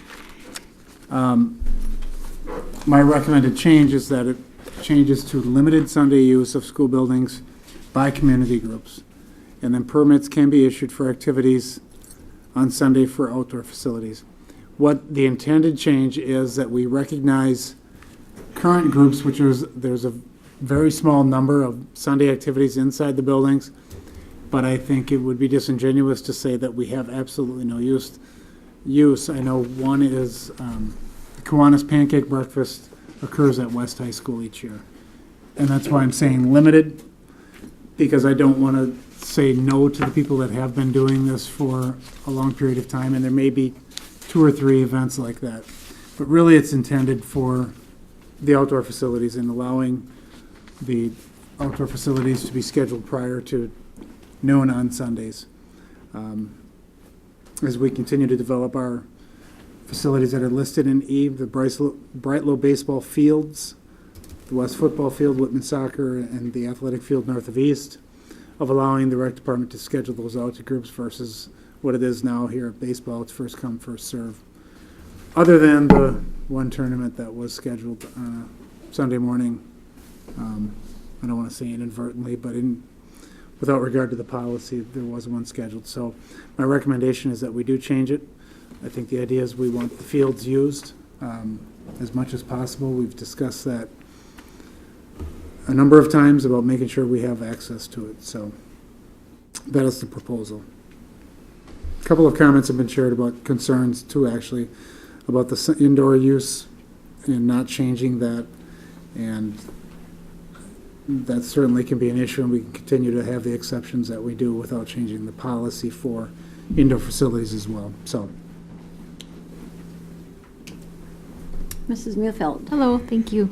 Just a question for you, Dr. Erdahl. Right now, with the indoor facilities, it's up to the building leadership to approve those events, correct? no community groups can use them. School groups can School use them on groups, that's what I Sundays. meant. Yes, that's up Yes. to the principal, so they can have access to it. But as far as community groups like the youth sports teams and things like that, they cannot use the basketball, for example, or futsal, I think, futsal, indoor soccer, don't have access to it. Okay, so it's only for, okay, so now I just don't, maybe I don't understand now. So still indoor, only for school purposes, is being expanded to community? This part is just under community and other use, so it doesn't address the school use, the school district use, the employee use, the basketball teams, the sports teams, the forensics teams that want to use the building because they have they have an employee that is leading the group. They currently can do that through the principal. This is about community use. Currently, there is the policy reads no community use Right. of the facilities indoors at all. My recommendation is change it to limited, because currently we do have community groups that do use it. And the one example I can think of is the Kiwanis Pancake Breakfast. I believe there's something at East each year. So I'm just trying to get the policy in line with what was done in practice. Well, that's true. So let me restate my question, just because I want to make sure I understand. Who would approve the limited Sunday use of school buildings by community groups. I understand the outdoor facilities will be taken off into the rec department, but what about the in-school building? Who approves those requests for community groups? That would be through the business office. Okay. Currently, we approve rentals for facilities is done through the business office. It's either done through. Or the rec department could. Done through the business office, through Joanne, my administrative assistant. Okay, well, just so we have a consistent, just so we have a consistent flow of how people can request the buildings. Yep. Okay, thank you. I am in support of this change. Mrs. Fee?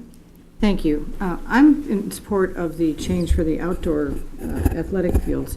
I do have concerns with changing the interior use on Sundays.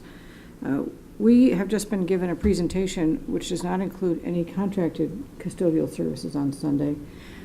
I don't know the staffing of district custodians, but I think that we are now opening this up to where we can have use of the buildings on Sundays without custodial services unless we pay overtime. And that's going to cut into the savings that we might have affected by our difficult vote earlier today. So usually I like the language in policy modifications that allows some flexibility. In this case, I would prefer to have the language actually list those few community groups who have traditionally used it, such as the Kiwanis Breakfast. I don't have a problem with the Kiwanis Breakfast doing it if it's one time, but I think that this opens it up to where it could become much more regular. And I know that the intent is not to do that, but the language doesn't limit it. And so that's my concern, is that we've just taken away custodial services, and now we're going to add to custodial duties, and I don't want to do that. Mr. Meyer?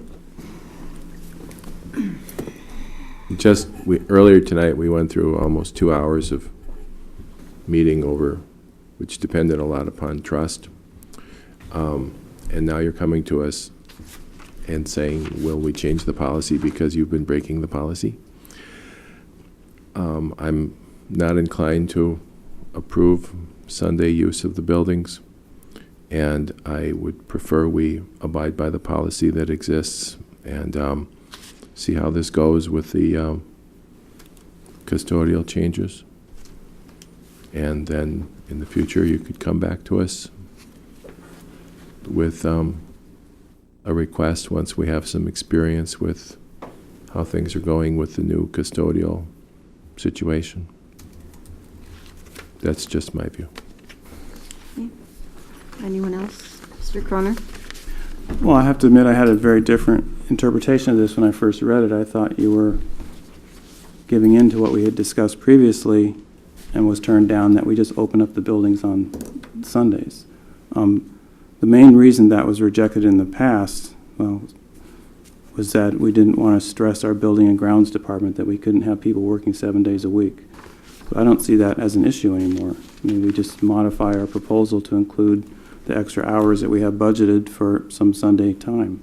And if the buildings are there, it would help, we could earn some income by renting them on Sundays, and I don't see any reason why we shouldn't let people use them on Sundays.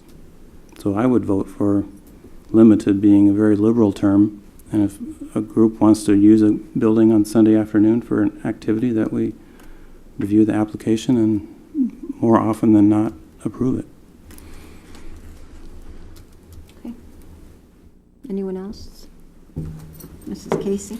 I do like the thought that we could be flexible and kind of opening this up to the community. As a parent in the community, I know that so often with the weather being so unpredictable, that these parents who volunteer to coach and organize all these teams are just scrambling, and we're practicing, or they're finding trying to find places to practice. So or have an event, or just to get together as a team or whatnot. So I appreciate this option. Anyone else? I agree with that. Oh, I'm sorry. Go ahead. I was just going to say the option is not a new option, though, the way Dr. Earl explained it. It's that nothing is changing except the wording of the policy. no additional groups would get to use Sunday buildings.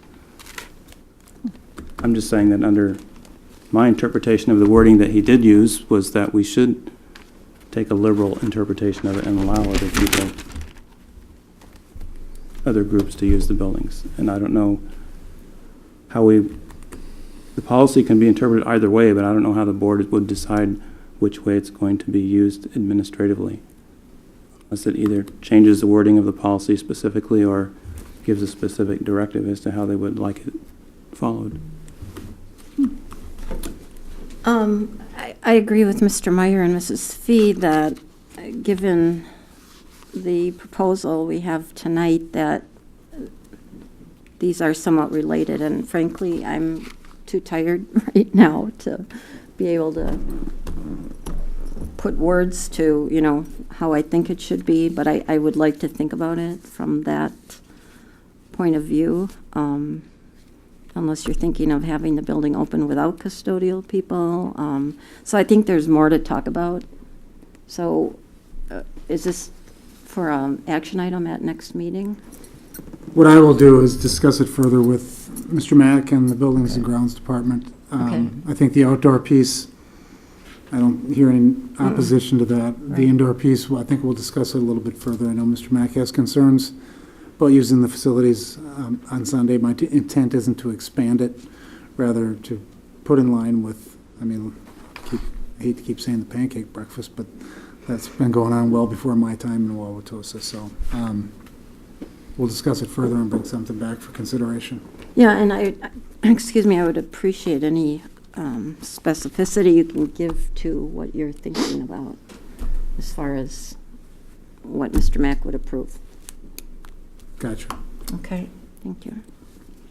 The last thing is our school board policy states that the vice president of the school board will monitor legislative activity and coordinate correspondence to local, state, and national officials. To facilitate this, the district utilized memberships in WASB and the Southeast Wisconsin School Alliance, which we did withdraw from 2 years ago, but I am going to bring a proposal to the board to re-enroll with that group. There's been some changes and some different approaches taken by that group, and I do think, and I can share when I bring that forward to the board, the reasons for that recommendation. But I think it's a different type of group than it was when we left, and I think there's some real positive things. And I would encourage the board to become, I don't want to say politically active, but I think there's an advocacy component. I think everybody recognizes that, and I think as a district we could be more active leading in that area. Mr. Croner? I just have a comment about this. A few of the emails that we received based on the outsourcing of the custodians issue, some of the residents said that they understood the issues and would really like to be more involved at the state level on issues that affect the school district. Mm-hmm. So I was thinking it would be helpful maybe if the legislative activity that we do at the state level be expanded to give newsletters or direction to citizens about ways that they can get involved on school issues at the state level as part of the legislative activity that we do. Yeah, when I brought this up to Dr. Ertl, that was what I anticipated, and I think I had something added to that we have been asking for a presentation from WASB, the Association of School Boards. They do have a legislative advocacy committee, handbook, all kinds of tools that can be used, and it does incorporate. So I think if we could get that presentation, and if we could find out what SWSA has to offer to us, and then turn it over to Mrs. Casey, if that's what we're going to stay with that policy, to give it some form. In the past, we've had a committee of community members that was led by the vice president at the time, as well as students had involvement. The hard part with the advocacy group is to keep it going and relevant at a time when the legislature isn't meeting. It's hard to keep that group going and then try to all of a sudden, when we see the legislation coming out that we want to advocate for or against, to bring that group together. So I think it's wise to keep the group meeting on a somewhat repeated basis and just keeping updated. So Right, I agree. So we can plan on a couple presentations. Yes.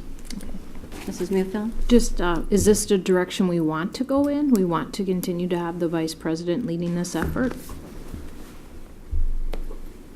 Just a question. Nobody has to answer it It's in tonight. policy now, and I didn't, you know, nobody's brought forward a recommendation to change that. Okay, well, just because it's for discussion, I want to throw Right. that out there. Right, You know, right. maybe the vice president doesn't really want to do it. Well, yeah, In a given year, I'm just saying, I mean, it's been, you know, I mean, it was just been in my mind, so. well, if Certainly. you would like an agenda item that revises that policy, I'm just throwing the please question out let there us for the know. group. That's all. I have no proposal for you. I'm just Okay. throwing it out there, since it's on the table. Well, then anybody can offer that agenda item, right? Okay, thank you. Okay, any public comment on the superintendent section? Okay, seeing none. A motion to adjourn, please? Public comment on non-agenda items. Oh, is that what, I'm sorry, I said agenda on public comment on non-agenda items in addition to public comment on the superintendent's report. Seeing none, can I get a motion to adjourn? So moved. Second. Thank you. Mrs. Galante? Mr. Bowden? Yes. Mrs. Casey? Yes. Mrs. Fee? Yes. Mr. Croner? Yes. Mr. Meyer? Yes. Mrs. Muehlfeld? Yes. Mrs. Randall? Yes. To be fair. Sorry.